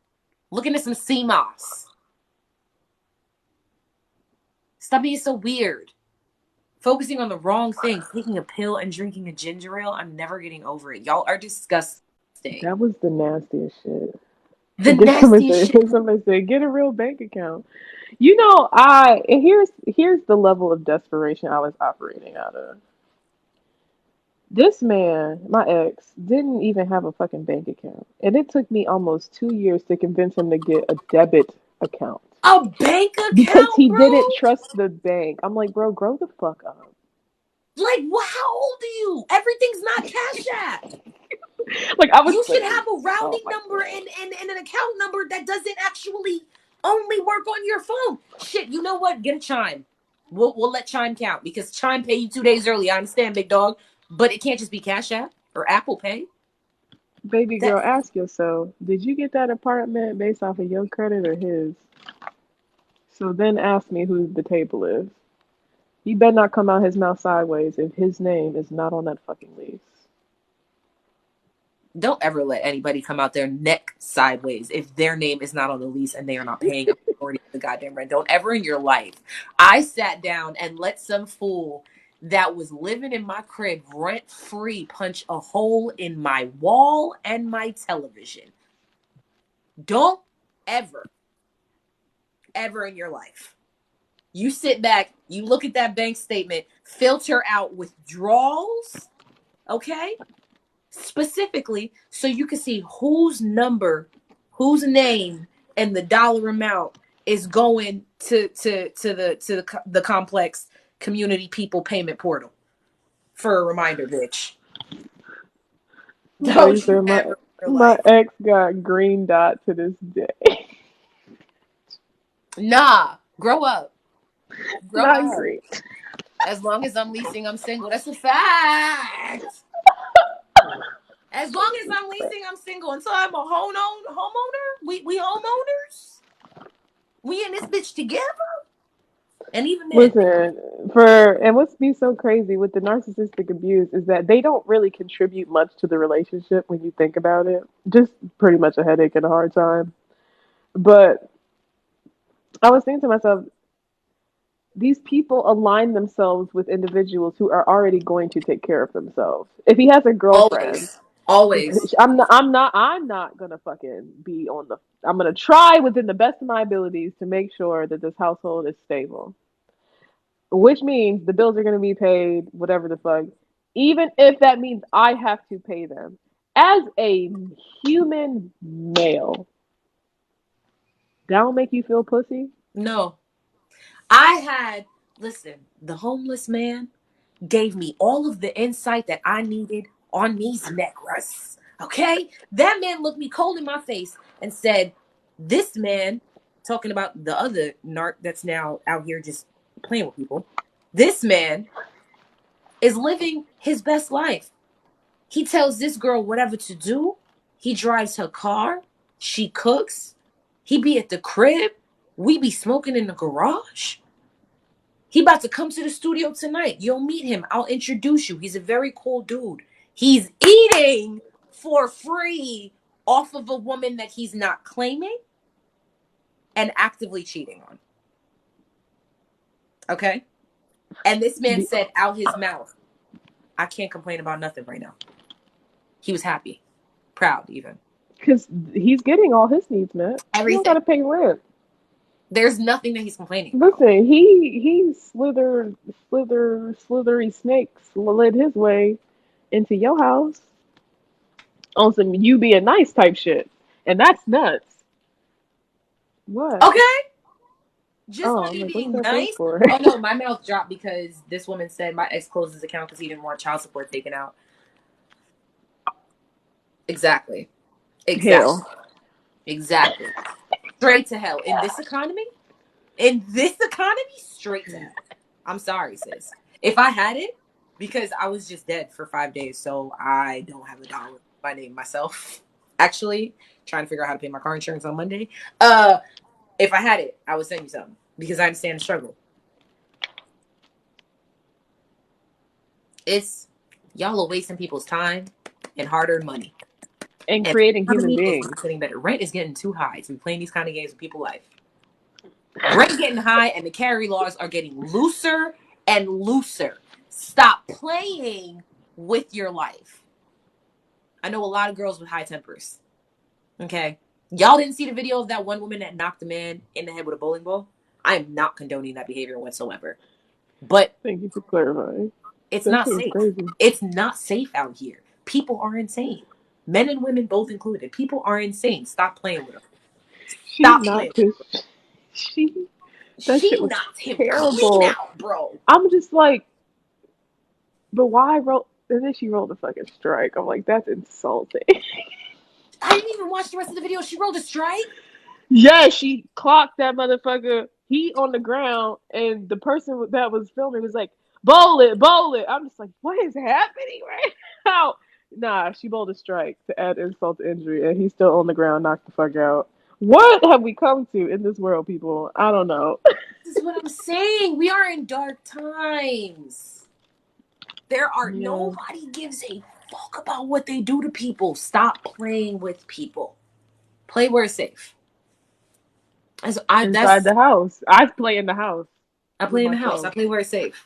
I play where it's safe. I go where people are in a great mood. I like to enjoy myself. Why are you covering your mouth? Because I said I play with myself. And hope everybody understood the innuendo that I was. I didn't catch it. Sorry. I didn't That's fine. Yeah. Play where it's safe.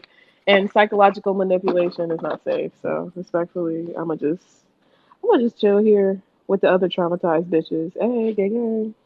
I'm talking about all y'all in the chat right now.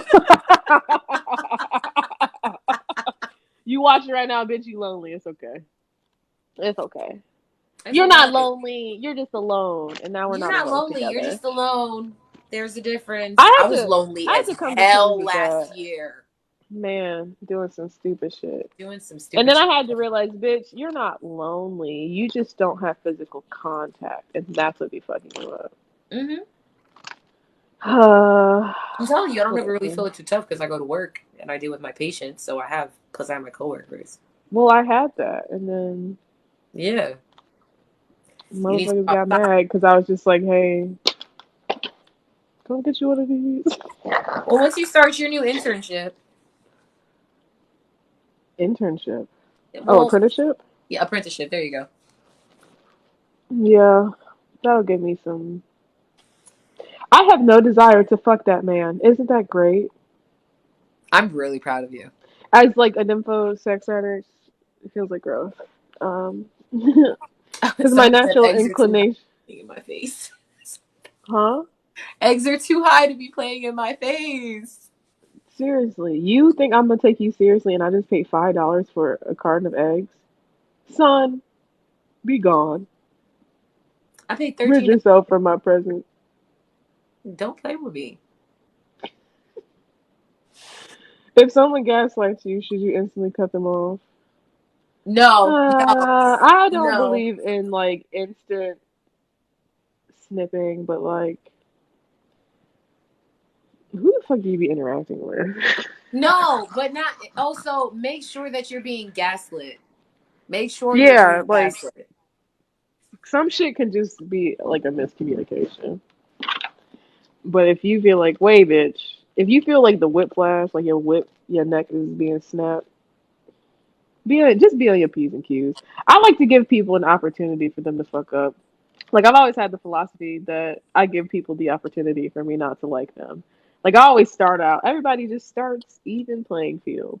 And how you act determines on how we act. That's it. What did I say the other day? You give him some rope. It's either you gonna help me with this bitch or you gonna hang yourself. Yeah, so be like the introverted bitches at the party. Sit back and observe.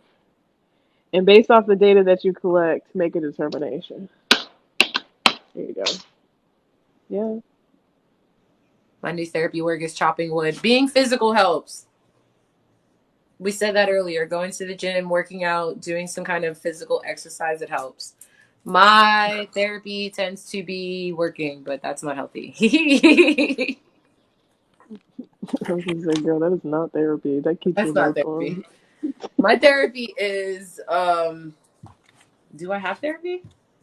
I don't know. I go out on walks with my dog when I have to, when I feel like I'm like OD, overwhelmed. Or baths. I feel like baths are my therapy. Bath time. Bath time. I'm still stuffy. I'm like, okay, Batman. I definitely thought you said bats. I'm like, is this a new hobby that you've never shared with me? Because that is kind of embarrassing. Ah, yeah, no, bats are amazing. That shit. If for all my self-love cuties recovering from narc abuse, my back is fucking killing me. Put you some. I like to call them witch seasonings, but go to a metaphysical store and get you some herbs and some flowers and some healing shit. Do I have anything in front of me right now to give you an Some example? incense. I literally bathe in flowers, and you can't tell me shit. So like, do that for yourself. Like cleanse, like those things also like cleanse your body and stuff. So I think what do I throw in my bath right now? Epsom salt is definitely one. Is definitely like important. But salt of any nature. Fuck. I do rose petals, corn flowers, hibiscus, and something else. I can't think of it. I might do like a little bath breakdown, but then I put my Florida water and shit and bless it and set my intentions and then soak and heal and revive myself. And bathing in flowers just really does something for your It coochie. does. So I 1,000%.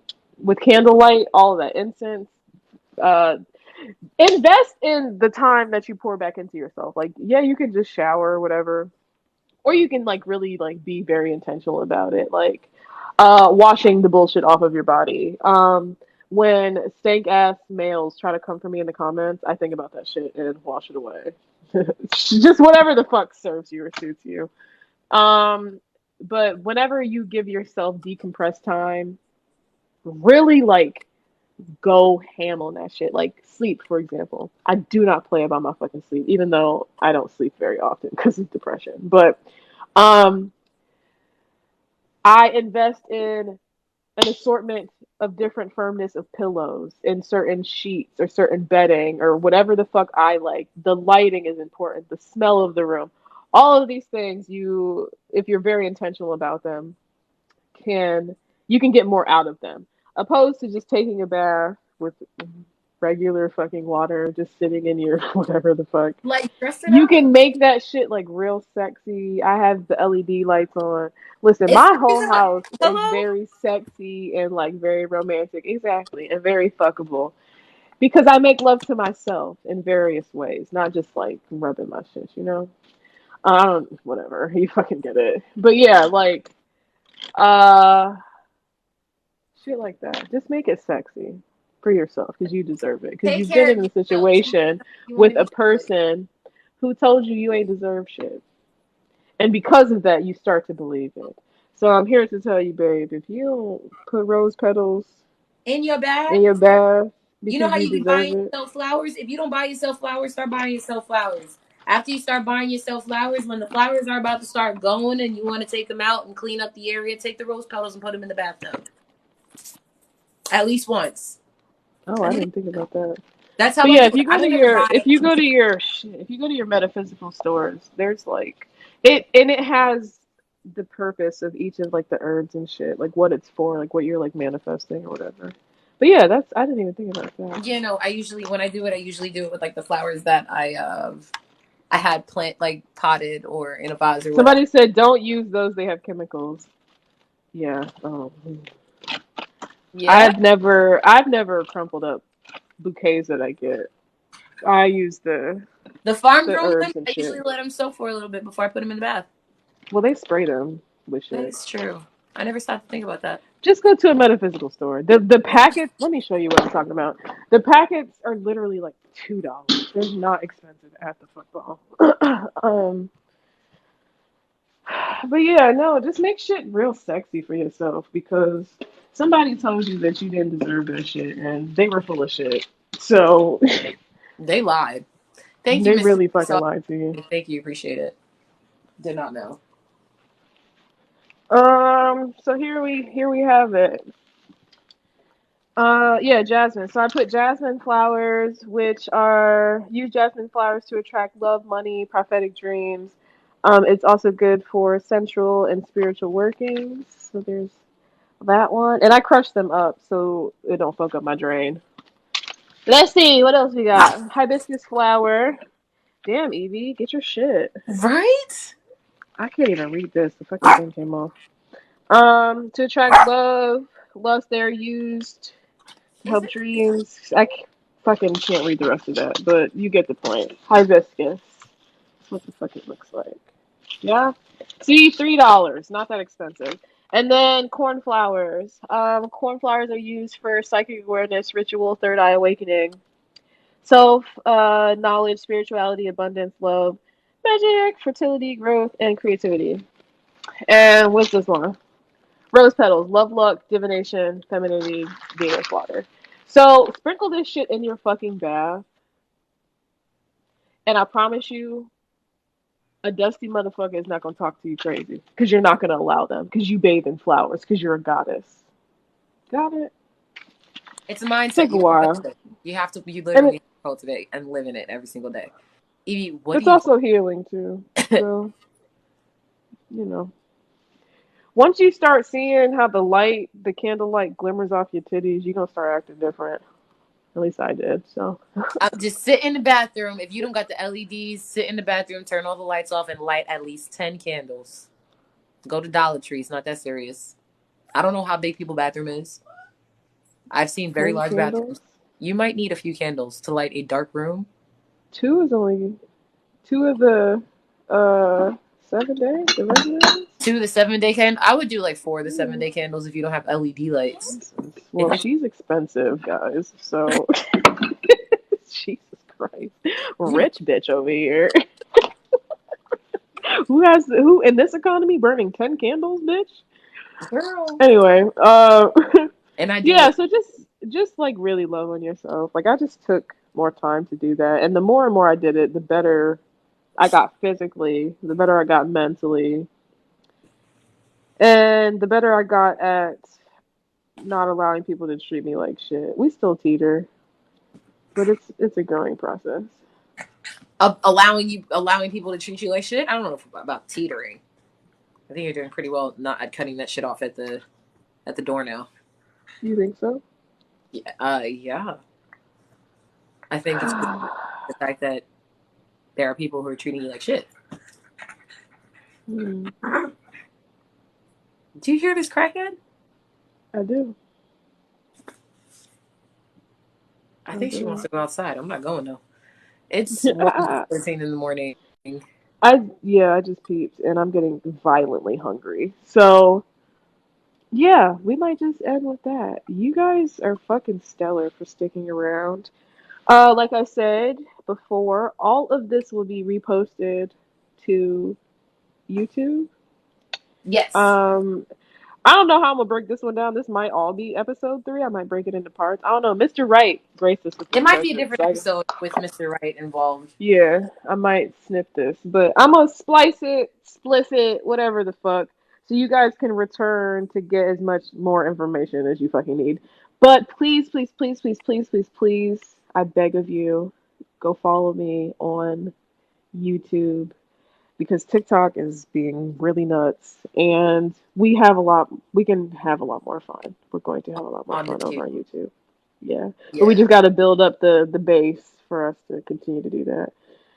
So go follow me on YouTube. This will be reposted. Other new shit will be posted as I try not to jump off a fucking cliff. But we're all hanging in this raggedy bitch together, ain't we? And I appreciate y'all for hanging with us. Is that, yeah? I think so. I think we touched on. I think there's at least 3 episodes in here. I definitely think that the narc journey that we just went on is something the girlies need to hear on repeat. Yeah.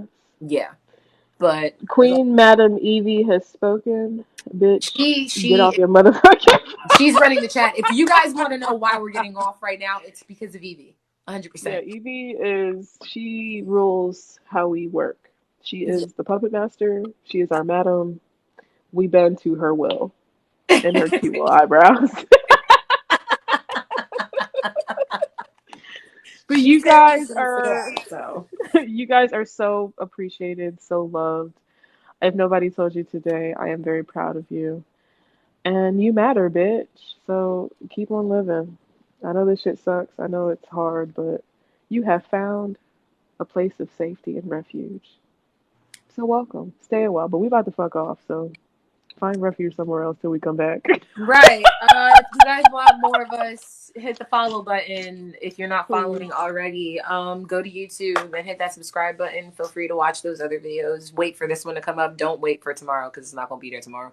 And just share whatever resonates with your spirit, because this app is trying really, really hard to suppress all of our kind. Especially like Martin Luther King. That's crazy. Yeah, That's they want crazy. a lot of buffoonery, and we don't have the energy for that right now. So if you are into healing and still being a bad bitch, like, share, comment, do all that fun stuff, the obligatory things that you guys have to do. Thank you so much. Yeah, TikTok wants us to shuck and jive, and I don't have the fucking energy to coon. So, I love you guys. You're fucking amazing. I hope to catch you as well. Come back, sir. You had some great insights. Sending you love. But yeah. Oh, Naya was in here too. Hey, girl. Oh, was she? I ain't see her. It's I've been me talking going through the shit. comments right now. Thank you guys so much. I look like a child. But yeah, no, you. Girl, shut the fuck up. You guys are very cool, very stellar. Hit all them notifications because we be waxing and waning in and out of depressive episodes, and who the fuck knows when we be popping up next. And the only way you'll know is if you hit that motherfucking bell. Go subscribe to the tube, debauchery, and just thank you guys for existing. I'm glad your parents fucked. Let me just say that. I'm glad they commingled and that you're here. Start a podcast. This is the podcast. It will be re-uploaded up on YouTube. Go follow on YouTube. But yeah, you guys are fantastic. If you think there's stuff that you guys want us to talk about, I have a question thing on my link tree. It's like one of those not gonna lie things. You can absolutely slide it in there, or under the comments of the YouTube videos, you can put in what you would like our next topic to be. Let's make it fun. Yeah, if you guys want, I also have a Patreon up, and once we get that up, the Patreon cuties are gonna be dictating a lot of this shit. So go, all of the shit's in the link tree. Just click the link tree. But remember how important you are, how stellar, and how fine as fuck we need you. So don't ever leave.